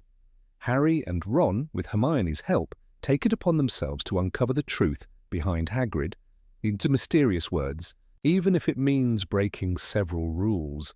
They enter the Forbidden Forest, a place that has been off-limits to students for as long as anyone can remember. The very name of the forest evokes fear, as it is home to an array of dangerous and magical creatures. Yet, despite the danger and the clear warning signs, Harry and Ron venture deeper into the darkened woods, guided only by their trust in Hagrid and their growing sense of curiosity. Their quest leads them to the most terrifying of magical creatures, a massive acromantula named Aragog. This spider, unlike any other, is an intelligent creature capable of speech, and its lair is nestled deep within the heart of the Forbidden Forest. The very nature of the acromantula makes it an illegal creature to possess or interact with, and the Ministry of Magic's Department for the Regulation and Control of Magical Creatures explicitly prohibits such encounters. The creatures are classified as beasts under the law, and keeping one as a pet or even simply approaching one is a severe violation of the regulations. The students, however, do not hesitate. They continue on their path, drawn by the need for answers. The moment they reach the clearing where Aragog resides, they are forced to confront the enormity of their actions. The spider is not just large, its size is unimaginable. Aragog, as Hagrid, his longtime friend, is no ordinary acromantula, but the sheer scope of his spider legs, the glowing eyes, and the vastness of his web are enough to induce paralyzing fear. Yet despite the immediate threat of being devoured by this creature, Harry and Ron engage with Aragog. They do not run as any sensible person would do. Instead, they listen to the spider's tale, gathering information that is crucial for their understanding of the events unfolding at Hogwarts. In a way, this encounter illustrates the lengths to which the Golden Trio is willing to go in order to uncover the truth, no matter the risk. While it would have been far safer and more sensible to report the clue to a professor or to simply avoid the forest altogether, Harry and Ron decide to face the dangers head-on. They need to understand the mystery behind the Chamber of Secrets, and the information Aragog possesses is invaluable. The scene in the Forbidden Forest where they speak to Aragog and learn that Hagrid is not the one responsible for opening the chamber is a powerful moment that highlights the group's courage and resourcefulness. However, the violation of school and ministry rules is undeniable. In this moment, the trio has not just crossed a line, they have barreled through it, placing themselves in grave danger without a second thought for the consequences. The threat of the acromantula is so extreme that had the trio been discovered by a teacher, they would almost certainly have faced serious repercussions, perhaps even expulsion. The fact that they managed to leave the forest alive, despite their careless disregard for safety regulations, can be attributed to sheer luck. It is only through their quick thinking and the timely arrival of Hagrid that they are spared from becoming Aragog's next meal. Yet even as they escape the immediate threat of the acromantula, the true magnitude of their rule-breaking becomes apparent. By speaking with a dangerous and illegal creature, the trio has not only endangered their own lives but also compromised the very fabric of the magical world's laws regarding creature safety. Their actions are not just a violation of Hogwarts rules, they are a direct challenge to the Ministry of Magic's authority. What makes this particular breach of rules even more significant is the broader context within which it occurs. The incident is not merely an isolated example of teenage recklessness. It is part of a larger pattern throughout the series where Harry and his friends routinely break rules in their quest for justice, truth, and the protection of their school and friends. The trio's actions in the Forbidden Forest are emblematic of their larger approach to the rules of the magical world. They see these regulations not as absolute laws to be followed blindly, but as obstacles to be overcome in their pursuit of what they believe is right. The disregard for regulations is particularly striking when one considers that Harry, Ron, and Hermione are well aware of the dangers. Hermione, the most rule-abiding of the three, is often the one to urge caution. Yet even she at times disregards the rules when the stakes are high enough. It is this unwavering dedication to their cause that drives them to take risks that others would deem unthinkable. Their willingness to bend the rules for the greater good is a recurring theme throughout the books, showing that sometimes breaking the rules can lead to positive outcomes, though often only by the slimmest of margins. This theme of rule-breaking is not confined to just this incident with Aragog. Throughout their time at Hogwarts, the trio continually defies authority, whether it is sneaking around the school at night, breaking into restricted areas, or using magic in unauthorized ways. In fact, the very essence of the trio's relationship with authority is defined by their rebellion against the rules. In a way, their actions serve as a metaphor for the tension between the old ways of doing things and the need for change in a world that is often rigid and unjust. Despite the rules they break, however, the trio ultimately emerges victorious in their endeavors. By engaging with Aragog, they uncover critical information that helps them in their quest to defeat the basilisk and ultimately solve the mystery of the Chamber of Secrets. The victory, however, is not without its consequences. It shows that while breaking the rules may sometimes be necessary, it also comes with risks, and those risks can have far-reaching consequences. Ultimately, the Golden Trio's reckless bravery becomes a defining characteristic of their journey, one that serves them well in the face of much larger threats, but one that also constantly forces them to confront the tension between rule and rebellion. Number 26. Participating in unauthorized duels. In the hallowed halls of Hogwarts, where magic weaves through every stone, the rules are etched in ancient ink. These rules are meant to ensure order and protect students. Yet in the midst of this towering institution, there were always a few who found themselves drawn to the thrill of breaking them.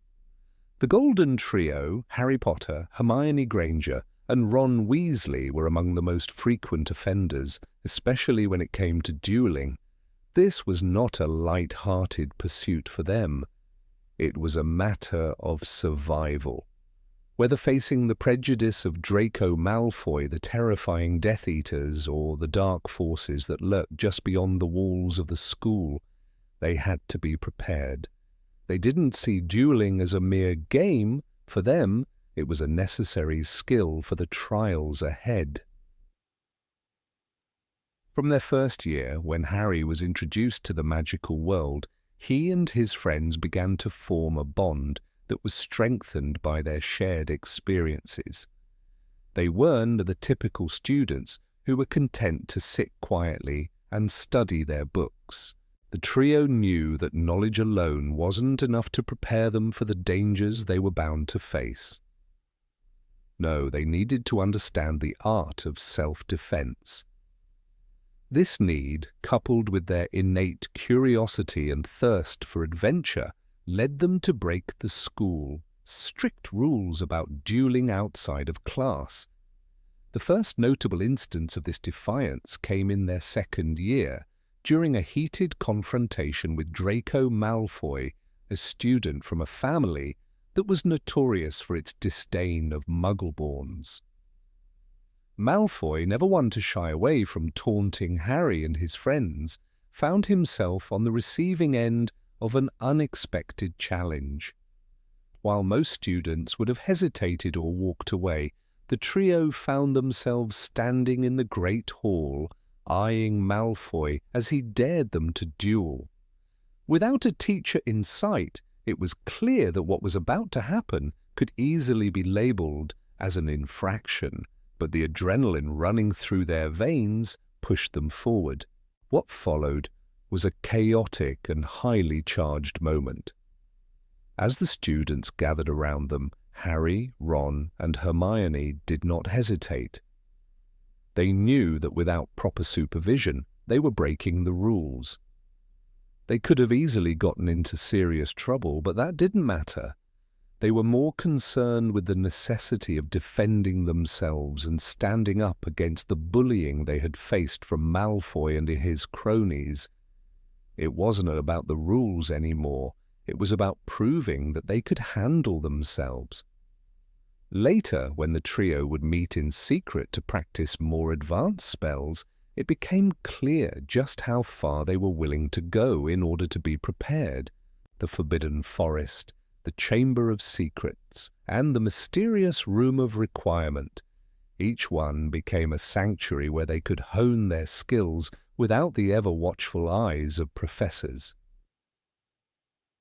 While the school prohibited any kind of magical combat outside of supervised sessions, Harry and his friends were unrelenting in their pursuit of mastery.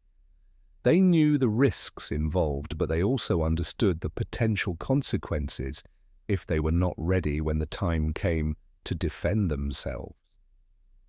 A pivotal moment in their rule-breaking dueling journey occurred in their third year, when Harry, Ron, and Hermione found themselves caught in a conflict that was far more dangerous than any they had faced before. Sirius Black, an escaped convict from Azkaban, was on the loose, and the trio was thrust into a situation that demanded they put their dueling skills to the test.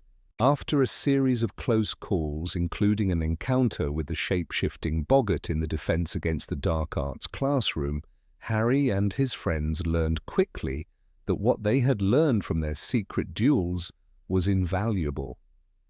The spells they had practiced in the safety of the Room of Requirement became their saving grace as they encountered real danger in the form of the Death Eaters, the followers of Voldemort. In fact, the trio, Idseek's duel against Bellatrix Lestrange in their fifth year, is a powerful testament to how far they had come. Bellatrix, a Death Eater with an obsessive loyalty to Voldemort, was not someone to be underestimated. Her cruelty and her dark magic were overwhelming, yet Harry, Hermione, and Ron fought back fiercely. As they stood against her, they knew that it wasn't just about surviving the duel, it was about making sure they didn't fall to the same fate that had befallen others who weren't prepared. Their ability to defend themselves had been forged not just in the safety of their practice sessions, but in the very real threats they had encountered over the years. In these duels, the line between right and wrong became increasingly blurred. The school rules, which were meant to protect students, often seemed to pale in comparison to the harsh realities of the magical world. The trio's determination to protect each other and fight back against the darkness overshadowed any concern for the rules. They had learned that rules could be broken, but they had to be willing to face the consequences of doing so. The lessons they learned from their secret duels, while considered a violation of school conduct, were the very ones that ultimately helped them survive the dangers that lay ahead. What made their approach even more significant was the way they integrated their knowledge into their everyday lives. The trio didn't just practice spells for the sake of winning duels. They practiced because it was necessary for their survival. As they delved deeper into their studies and faced greater challenges, they realized that the true value of dueling wasn't about showing off their magical prowess. It was about understanding the responsibility that came with their power. They were learning to balance the excitement of their adventures with the understanding that magic, when misused, could be incredibly dangerous. In their eyes, it was far better to break the rules in order to protect themselves than to sit idly by and hope that the dangers would pass them by. The consequences of their actions were sometimes severe. In their fourth year, after Harry's name was mysteriously entered into the Tri-Wizard tournament, the trio once again found themselves breaking the rules. This time, however, it wasn't just a matter of dueling in secret. It was a matter of standing up to a system that seemed to be failing them. The trio found themselves caught in a deadly competition where the stakes were higher than ever before. But it was during this time that they realized the importance of their bond. In the midst of the dangerous tasks and under the constant threat of harm, the trio's training in dueling gave them the confidence to stand tall, even when the odds seemed impossible. By the time they reached their sixth and seventh years, the trio's dueling skills were no longer a mere hobby or way to break the rules. They had become an essential part of their journey to confront the dark forces that were spreading across the wizarding world. Their willingness to break the rules, to risk everything in order to learn how to defend themselves, ultimately made them the heroes they were destined to become. Harry, Ron, and Hermione Isolde's dueling experiences were not just about breaking school rules for the sake of adventure. They were about preparing for the battle that would define their futures. As the war with Voldemort loomed ever closer, the lessons learned from their duels, whether in secret rooms or in the dark corners of Hogwarts, became a crucial part of their arsenal.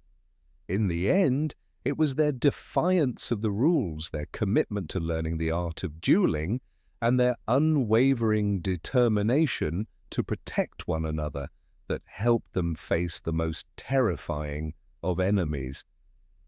They had broken the rules, yes, but they had done so in the name of something far more important, survival. And in the end, it was the strength they gained from these secret duels that enabled them to stand firm against the darkness that threatened their world. Number 27, Secret Use of Portkeys. Harry Potter and his friends Ron Weasley and Hermione Granger were no strangers to breaking the rules at Hogwarts. From sneaking into the Forbidden Forest to risking their lives in the Triwizard Tournament, their adventures often had little regard for the school's regulations. But one particular instance stands out in the series where their actions not only broke the rules, but also put them directly at risk, their use of portkeys. In Jeet's The Goblet of Fire, the first significant encounter with a portkey occurs when Harry and Cedric Diggory, both champions in the Triwizard Tournament, are whisked away to a graveyard under mysterious and dangerous circumstances. The portkey is a common magical object that, when touched, transports the user instantly to a predetermined destination. In this case, the graveyard is far from a tourist destination. It is a dark place filled with grave markers and shadowed by the looming presence of Lord Voldemort and his Death Eaters. It's important to note that in the magical world of Harry Potter, the use of portkeys is strictly regulated. The Ministry of Magic controls the creation and usage of these objects, and they are typically only used for official purposes. Hogwarts students, of course, are not allowed to use them without the express permission of the headmaster, and this restriction is clear to anyone who has been at the school for even a short while. But for Harry and Cedric, there is no one monitoring their actions. They are both taken by surprise when they unexpectedly touch the portkey, which turns out to be a trap designed by Barty Crouch Jr., acting on Voldemort's orders. The portkey in The Goblet of Fire is a crucial plot device as it sets the stage for one of the darkest events in the entire series: Voldemort returned to power. Harry and Cedric arrive at the graveyard to face a horrifying scene. Cedric is killed, and Harry is forced to witness Voldemort's resurrection. This tragic event marks a turning point in the series, as it marks the beginning of the Second Wizarding War. It is, however, also a direct result of the reckless use of the portkey, which was designed to manipulate and deceive them. Despite this, Harry and his friends don't seem to learn from the dangers of such reckless behavior. In The Deathly Hallows, the trio, now fugitives on the run, once again turn to portkeys as a means of escape. This time they use the portkeys to flee from the Ministry of Magic, which has become a dangerous place for them after they are caught up in the Ministry's persecution of Muggle-borns. The trio is on the move, trying to stay one step ahead of the Death Eaters and the Ministry's forces. They have no other choice but to rely on portkeys, even though they are well aware of the risks involved. The use of portkeys in these instances highlights a recurring theme in the Harry Potter series: the willingness of Harry and his friends to break the rules in order to achieve their goals. The trio is often in situations where the rules simply don't seem to matter. There is a sense of urgency and desperation that drives their decision. The fact that they act without permission, without a plan, and without regard for the dangers they might face is a testament to their courage and, at times, their recklessness. This behavior is perhaps most evident when they use the portkey to escape from the Ministry of Magic. The trio has been captured and is facing certain doom. Their only option is to use a portkey to flee, and they do so without fully understanding where it will take them or what dangers they will encounter. They rely on the portkey as a lifeline, even though they know it could lead them into further peril. The fact that Harry and his friends continue to use portkeys despite the risks involved reflects a broader theme in the series, the tension between rules and personal morality. While the magical world is governed by strict laws and regulations, the trio often finds themselves in situations where those rules are irrelevant. For them, the greater good often requires them to disregard authority in order to act according to their own sense of justice. In many ways, their use of portkeys also represents a rejection of the bureaucracy of the magical world. The Ministry of Magic, with all its rules and regulations, is portrayed as ineffective and corrupt throughout the series. Harry and his friends, by using portkeys without permission, are essentially subverting the system. They act outside the boundaries of the law, guided by their own moral compass, and it is this rebellious spirit that makes them such compelling heroes. But their actions are not without consequences. In particular, the Goblet of Fire, Harry and Cedric, Yas' use of the portkey results in tragedy. Cedric, his death is a direct result of their being transported to the graveyard, and Harry barely escapes with his life. The experience leaves him deeply scarred, both physically and emotionally, and it serves as a painful reminder of the dangers of breaking the rules. Later, in The Deathly Hallows, the trio's use of portkeys again leads them into dangerous territory. When they escape from the Ministry, they are once more thrust into a perilous situation, this time in a completely unfamiliar location. The lack of control they have over their destination is a stark reminder that even when they use magic to escape danger, they are still at the mercy of forces beyond their control. Their use of the portkey is a desperate attempt to survive, but it underscores just how out of their depth they are. In these instances, the use of portkeys is more than just a plot device. It is a reflection of the trio, his constant battle against a world that often seems stacked against them. They are caught in a system that is broken and corrupt, and they are forced to make decisions that are not always in their best interest. In doing so, they prove that while rules and laws are important, they are not always enough to protect people from the dangers of the world. Sometimes it is necessary to break the rules in order to survive. Despite their repeated rule-breaking, Harry and his friends are not portrayed as reckless or foolish. Instead, their actions are often driven by necessity and a sense of moral duty. They break the rules because they believe it is the right thing to do, even if the consequences are severe. This sense of moral responsibility is what sets them apart from others in the series, such as the Ministry officials or the Death Eaters, who are more concerned with maintaining power than with doing what is right. The use of portkeys is also significant because it illustrates the broader themes of the Harry Potter series, the importance of personal choice, the consequences of actions, and the tension between rules and personal morality. By using portkeys to escape danger, Harry and his friends demonstrate their willingness to take risks and make difficult decisions. These actions, while breaking the rules, are ultimately driven by a desire to do what is right. In the end, the trio, whose use of portkeys highlights their courage and their willingness to challenge authority in the pursuit of justice. While their actions are not without consequences, they are ultimately driven by a deep sense of moral conviction. This is what makes them heroes, not their adherence to the rules, but their willingness to do what is necessary, even if it means breaking the law.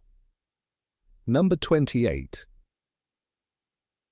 Forging school documents. The second year at Hogwarts was far from typical for Harry Potter and his friends, Hermione Granger and Ron Weasley. While most students were preoccupied with their studies and making new friends, the trio had already begun a pattern of reckless behavior which would, over time, become a defining characteristic of their adventures. Yet nothing could prepare them for the boldness of the scheme they would pull off one particular evening. It was the kind of thing that in any other school would result in immediate expulsion, but at Hogwarts it seemed like just another mischievous prank. Their crime? Forging a school document and duping a teacher into signing it without a second thought. It all started with the discovery of the polyjuice potion, a complicated and dangerous brew that would allow the drinker to temporarily take on the form of someone else. For a group of curious and eager students, this potion was an irresistible temptation. Hermione, ever the brilliant student, was quick to grasp the potion's potential and the opportunity it presented. However, there was one major obstacle. The ingredients were not easily obtained, and most importantly, one crucial ingredient, the lacewing flies, could only be found in the forbidden section of the Hogwarts library. For Hermione and Harry, the solution was simple. They needed to get a signed permission slip from a teacher to access the restricted section, but it was no small task. The library was off limits to students without express permission, a rule strictly enforced by Madame Pince, the librarian. There was no way around it, unless, of course, they used their heads and a little bit of cunning. Hermione, quick to come up with a plan, suggested that they forge a signature, but not just any signature. She was determined to make it look like it came from Professor Lockhart. Lockhart, the famous and somewhat bumbling Defense Against the Dark Arts teacher, had a reputation for being vain and easily flattered. If anyone could be tricked into signing a document without looking at it too closely, it would be him. Hermione knew exactly how to exploit his ego, and Harry, ever the adventurer, was fully on board. The plan was set in motion. Harry and Hermione knew that they could easily slip a forged note past the oblivious Lockhart. The method was as simple as it was effective. Hermione had carefully imitated the signature, making it look as authentic as possible. The key, of course, was the manipulation of Lockhart's own vanity. He would never scrutinize the signature, never question its legitimacy. After all, he was the great Lockhart, and everything he did must be perfect in his eyes. On the day of the plan's execution, Harry and Hermione made their way to Lockhart's office. The door was slightly ajar, and Harry could already hear Lockhart's high-pitched voice inside, gloating about his latest heroic accomplishments. Hermione was calm, collected, and ready. She handed the document to Lockhart, who, as expected, was flattered by the attention. He barely glanced at the paper before signing it with a flourish. Harry watched almost in disbelief as the teacher put his signature down without any hesitation. The entire act, which would have been unthinkable at any other school, was completed in mere seconds. There was no question of integrity, no concern about the rules. Lockhart simply thought of it as another opportunity to bask in his own perceived greatness. In that moment, Harry couldn't help but marvel at the sheer audacity of their actions. They had just forged a school document, deceived a teacher, and gained access to something that was strictly off-limits. Yet, at Hogwarts, it seemed almost like a joke. This was not the first time that the trio had bent or broken the rules, and it certainly wouldn't be the last. In fact, it seemed like a normal day in their lives. While their actions could have easily resulted in severe punishment or expulsion from school, at Hogwarts the most they ever seemed to get was a scolding from Professor McGonagall or a momentary scowl from Snape. The rules, it appeared, were only for students who didn't know how to bend them. The result of this bold action was swift. Hermione, Harry, and Ron found themselves in the forbidden section of the library, searching for the crucial ingredient. The polyjuice potion was becoming a reality, and with it the trio's first real foray into dangerous and illicit magic. They could have been caught at any moment, but the adrenaline rush, the thrill of their audacious success, pushed them forward. It was a heady feeling, knowing that at that moment they had outsmarted the system. But what does this moment say about Harry and his friends? Was this a mere schoolyard prank, a harmless venture into rule-breaking? In any other school, forging a teacher as signature would have been a serious offence, one that would have led to expulsion and the end of the student's education. Yet at Hogwarts it felt almost like a rite of passage. In fact, it was a reminder of the school's strange and sometimes bewildering rules, where mischief could go unpunished if it was done with the right kind of boldness. The incident with the forged permission slip is one of many examples of how Harry and his friends regularly flouted authority in pursuit of their goals. Throughout their years at Hogwarts, they would continue to break rules, sometimes with little regard for the consequences. They had an innate sense of justice, a desire to right wrongs, which often led them to challenge the established order. Their actions weren't out of malice, but rather out of a deep-seated belief that sometimes the rules didn't make sense, or worse, they were unjust. The story of the forged permission slip could be seen as a small incident, a single misstep in an otherwise adventurous year. However, it speaks volumes about the trio's attitude toward authority. They had little patience for arbitrary rules, especially when those rules stood in the way of what they believed to be right. This disregard for authority would continue to define their character throughout the series, as they repeatedly acted in ways that were not just rebellious, but often revolutionary. Yet, as with all of their antics, there was an underlying sense of camaraderie and loyalty. Harry, Ron, and Hermione were a team, each willing to risk punishment for the sake of helping the others. Their collective bond made them capable of achieving incredible feats, even when their actions were reckless or illegal. It was their friendship, their unbreakable loyalty to one another, that made the risks worth taking. Of course, the entire act of forging the document also underscores the peculiar world of magic at Hogwarts. While students at a Muggle school would be severely reprimanded for similar behavior, at Hogwarts, magic seemed to offer an avenue for breaking the rules with impunity. It wasn't just about getting away with it, it was about the deeper lessons they learned along the way, the courage to face danger, and the willingness to trust each other in the face of overwhelming odds. It's important to note that while their actions were, without a doubt, a form of cheating, they also served to advance the plot in significant ways.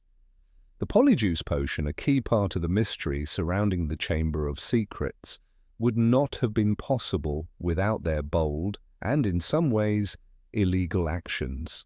Their ability to bend the rules was integral to their success in uncovering the truth about Tom Riddle and the monster lurking within Hogwarts. Looking back, it's easy to see how this moment with the forged document marked the beginning of something much larger for the trio. It was a reminder that in their world, rules were often fluid, shaped by the needs of those who were brave enough to challenge them. And while the consequences might have been severe in a different setting, at Hogwarts their rule-breaking was simply another chapter in their larger-than-life story, a story that would eventually lead them to face far greater dangers and much bigger challenges. Number 29. Secret use of legilimency. In the world of Harry Potter, the Golden Trio, Harry, Hermione and Ron, are known for their courage, their commitment to justice, and their ability to defy the rules in moments of necessity. However, there are occasions when their disregard for the rules goes beyond mere youthful rebellion and ventures into morally ambiguous territory. One such instance is Harry's clandestine use of legilimency, a powerful and dangerous magical ability that allows one to delve into the thoughts and feelings of others. Harry's ability to access this magic was a direct consequence of his connection to Voldemort, a connection that not only made him a target but also gave him extraordinary and often troubling power. Harry never studied legilimency formally. In fact, he never sought out any structured lessons in the art. Instead, his access to the Dark Lord's mind was a result of the magical bond between them, something that was neither voluntary nor easily controlled. Over time, this bond allowed Harry to experience disturbing visions of Voldemort, his thoughts, plans and actions. Harry didn't understand this connection at first, and when he did, he failed to report it to Dumbledore right away. In fact, Harry kept it to himself for months, using it as a tool in his personal investigations into Voldemort's activities. This use of legilimency without permission or supervision is a clear violation of the magical community's ethical boundaries. Legilimency is a deeply invasive form of magic, one that can cause significant emotional and mental harm. It allows the user to see into the very heart of a person's mind, to touch their innermost thoughts, fears, and desires. It is a form of magic that, when abused, can strip away privacy and autonomy. In the hands of someone untrained and emotionally vulnerable, like Harry, it becomes even more dangerous. Yet, despite its inherent dangers, Harry's use of this magic went largely unchecked by the authorities who were supposed to guide him. One of the most telling examples of Harry using legilimency without control occurs during his 5th year at Hogwarts. It is here that he first begins to experience the full extent of his connection to Voldemort's mind. Harry starts having visions of Voldemort's plans, and he uses them to gather information. However, instead of confiding in his professors or seeking help, Harry hides the truth from them, particularly Dumbledore. He reasons that he is doing it for the greater good, trying to prevent disaster before it happens. This self-imposed secrecy only deepens the ethical issue of his actions, as he withholds critical information from those who are best equipped to understand and handle the situation. This behavior is not only reckless but also dangerously isolating. Harry's decision to keep his visions of Voldemort to himself and use them for his own investigations places him in a position where he is unable to receive the guidance he desperately needs. Dumbledore, the one person who might have been able to offer some understanding or control over the situation, is kept in the dark, which is particularly ironic, given his role as Harry's protector and mentor. Harry's actions reflect his own sense of urgency and fear, as well as his desire to gain an edge in the fight against Voldemort, but they also show his inability to trust others and his tendency to act independently, even when such actions could have far-reaching consequences. For Harry, the use of legilimency becomes not just an investigation tool, but a source of personal power. When Harry taps into Voldemort's mind, he is not just gaining insight into the Dark Lord's plans, he is also exploring a part of himself. The visions he receives, often filled with rage, pain, and twisted desires, become a reflection of his own emotional struggles. His connection to Voldemort is both a curse and a gateway, allowing him to peer into a darkness that he himself fears but cannot avoid. Instead of confronting the source of his power or seeking help to control it, Harry pushes further into the darkness, driven by a desire to know more, to act more swiftly. The real danger, however, comes when Harry begins to trust his visions more than he trusts the judgment of his mentors. In his determination to protect others, he becomes willing to bend or break the rules that govern the magical community. Harry's personal rule-breaking becomes entwined with his belief that the ends justify the means. This is most clearly seen when Harry uses his insights into Voldemort's mind to try to thwart the Dark Lord's plans, even when he knows that doing so may put others in danger or violate their privacy. The moral implications of these actions, the manipulation of information, the breach of mental privacy, and the disregard for proper channels of communication, are never fully explored in the books. Instead, Harry's rule-breaking is treated as something necessary, even heroic. However, in contrast to the broader ethical dilemmas, Harry's disregard for authority does not result in formal punishment. In fact, the most significant consequence of his actions is personal, his growing sense of isolation. Although Harry's actions sometimes put him at odds with the rules, they also allow him to take control of his own fate, to act outside of the limitations set by others. This independence is in many ways a reflection of his journey from boyhood to adulthood, a journey that is marked by difficult decisions, uncomfortable truths, and the constant balancing of right and wrong. In one of the key moments in the series, Harry's connection to Voldemort becomes even more pronounced when he experiences visions of the Dark Lord, his own emotional turmoil. Harry witnesses the pain Voldemort feels when his own plans are foiled, and he begins to see the similarities between their minds despite the vast differences in their intentions. This connection, which was once something Harry feared, becomes something he can wield for his own purposes. He uses it to track down Voldemort's allies, to gain the upper hand in the war, but also to further isolate himself from those around him.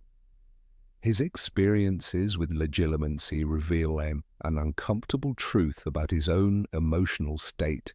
Like Voldemort, he is driven by a need for power and control, a desire to understand the world and its dangers, and, like Voldemort, he is willing to cross moral lines to achieve his goals. Yet, despite the ethical violations and the potential harm that his use of legilimency could have caused, Harry never faces formal punishment for his actions. The consequences he does face are more internal, rooted in his guilt, his fear, and his growing sense of distrust. He is never scolded or reprimanded by Dumbledore for hiding his visions, nor does the Ministry of Magic take any action against him for his unauthorized use of magic. The lack of formal punishment highlights a significant flaw in the magical community's approach to discipline and oversight. It also underscores the broader narrative that Harry, like many of the other protagonists in the series, operates in a moral grey area where the right course of action is often unclear. Harry's use of legilimency without training or supervision is in many ways a microcosm of the series as a whole. It shows how Harry, despite his good intentions, is often forced to make decisions that are ethically complicated and morally ambiguous. By using legilimency without the proper oversight, he steps into dangerous territory that not only threatens his own mental well-being, but also compromises the safety and autonomy of others.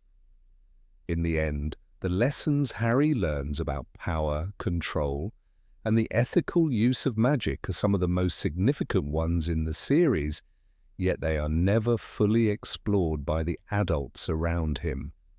Instead, Harry is left to navigate these complexities on his own, relying on his own instincts and his sense of what is right. In many ways, Harry's journey with legilimency and his failure to control it parallels his larger struggle with destiny, power, and the burden of responsibility. It is a reminder that no matter how well-intentioned, breaking the rules for personal gain can lead to consequences that are difficult to foresee, and that even the greatest of heroes can sometimes act in ways that challenge the very morals they seek to protect. Number 30. Aiding a fugitive prisoner. In the world of Harry Potter, rules are meant to be followed, but there are instances when they are bent or even broken for a greater cause. One of the most compelling examples of this is the case of the Golden Trio's involvement in the events surrounding Sirius Black's escape from Azkaban, particularly in Harry Potter and the Order of the Phoenix. The trio, consisting of Harry Potter, Hermione Granger, and Ron Weasley, found themselves in a position where they willingly violated Hogwarts rules and, by extension, magical law in order to help someone they believed to be wrongfully accused. This is not just a minor transgression, but a serious breach of the law, which could have had grave consequences if anyone had found out. However, their actions, though technically criminal, were driven by their unwavering belief in justice and loyalty to a friend in need. The journey toward aiding Sirius Black began the year before, with his dramatic escape from the clutches of Azkaban in quote 56. In this installment, the trio learned of Sirius's identity as Harry, as godfather, and the revelation that he was allegedly framed for the crimes he was accused of, particularly the betrayal of Harry, son to his parents, to Lord Voldemort. Although many believed that Sirius was guilty, the trio, especially Harry, came to realize that the true traitor was Peter Pettigrew, a rat who had escaped justice by hiding in plain sight as Ron's pet Scabbers. The escape from Azkaban was just the beginning. After Sirius's flight, the Golden Trio faced a moral dilemma. Should they adhere to the rules and allow a dangerous criminal to roam free, or should they take matters into their own hands and help someone they were certain was innocent? Despite the fact that hiding a fugitive was a serious crime in the wizarding world, just as it would be in the Muggle world, Harry, Hermione, and Ron chose to act out of friendship, love, and their innate sense of right and wrong. Their decision was not only a violation of school rules, but it also placed them directly at odds with the magical authorities, who were already on high alert for any signs of Voldemort's return. In the fifth book, Harry Potter and the Order of the Phoenix, the trio's covert actions to aid Sirius reached new heights. By this point, they had kept Sirius's whereabouts a closely guarded secret, communicating through the enchanted mirror that had once belonged to Sirius. This mirror allowed Harry to see his godfather and converse with him without the risk of being tracked by the Ministry of Magic. It was a dangerous move, but it showed the deep trust that existed between Harry and Sirius, as well as the trio's willingness to protect him at all costs. The magical world, as a rule, is constantly surveilled by the Ministry, and any attempt to hide someone, especially an escaped prisoner, was fraught with peril. Ron and Hermione were not just passive participants in this illegal endeavor. They actively discussed how they could assist Sirius, even when it meant putting themselves in danger. It wasn't merely about hiding a fugitive, it was about protecting a friend who had been wrongly persecuted. Ron's deep loyalty to Harry was evident in his willingness to support Harry's every move, even when it risked his own safety. Hermione, often the voice of reason within the group, showed her compassion for Sirius's plight. While she occasionally raised concerns about the legality of their actions, her commitment to helping Harry and righting a wrong won out in the end. The trio, secrecy did not stop with communication. They went to great lengths to conceal their knowledge of Sirius, Ed's location from their peers, professors, and even the headmaster of Hogwarts, Albus Dumbledore. The very idea that they were keeping such a critical piece of information from their teachers and the Ministry of Magic was a blatant disregard for the rules, and it demonstrated just how far the trio was willing to go in their loyalty to Sirius. They even avoided mentioning him by name in casual conversation, a tactic that made it easier for them to keep their secret hidden. While the Golden Trio's actions were certainly brave, their decision to hide a fugitive came with serious risks. They knew, or at least suspected, that if they were caught, they could face severe consequences. The Ministry of Magic would likely view their actions as treasonous, and they could easily be expelled from Hogwarts or imprisoned for aiding a known criminal. Despite these risks, the trio felt that they were doing the right thing. They believed that Sirius was not a dangerous murderer, but a misunderstood man who had been wronged by the system. To them, helping him escape the Ministry as clutches was not only an act of kindness, but a necessary step in uncovering the truth. Their defiance of the rules did not go unnoticed, and it was clear that the trio was constantly walking a fine line between right and wrong. While their actions were technically illegal, they were driven by a strong moral compass. The series consistently explores the notion of rules and authority, and in this case the Golden Trio's choice to break the law for a perceived greater good posed the question of whether some rules are meant to be broken in the pursuit of justice.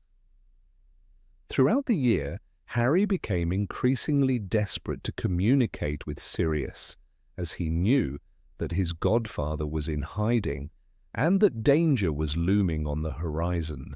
The mirror became a lifeline for Harry, providing him with a sense of connection to Sirius in a time of isolation and turmoil. At the same time, the trio's secret was growing harder to keep. The pressure of concealing their knowledge from the Ministry, their professors, and the rest of the school weighed heavily on them, but it was nothing compared to the emotional strain Harry felt from being separated from his godfather. He had already lost so much, and the thought of losing Sirius was unbearable. In their efforts to keep Sirius safe, Harry and his friends made increasingly risky choices. When they learned of a plot to use the Department of Mysteries to capture Sirius, they knew that they had to act. They broke into the Ministry of Magic to rescue him with little regard for the consequences. Their actions resulted in a violent confrontation with Death Eaters, and though they managed to free Sirius, the events left them with a heavy sense of loss. It was in this moment that the trio truly understood the cost of their defiance. Their decision to break the rules had resulted in tragedy, and they had to face the reality of their actions. Though the story ultimately ends with Sirius's death, the trio's loyalty to him remains a central theme. They broke the rules not out of recklessness, but out of a deep sense of duty to their friend. The actions of Harry, Hermione, and Ron highlighted the complexity of morality, particularly in a world where authority and justice can be easily manipulated. In a sense, their violation of the rules was an act of rebellion against an unjust system, and while they paid a heavy price for their actions, their belief in standing up for what's right remained unshaken. In the end, the Golden Trio's actions demonstrate the power of friendship, loyalty, and courage in the face of injustice. While their violation of magical law was a significant transgression, it was ultimately motivated by a desire to protect someone they loved. The events surrounding Sirius's escape and the trio's role in helping him serve as a powerful reminder that sometimes the rules are not enough to define what is truly right or wrong.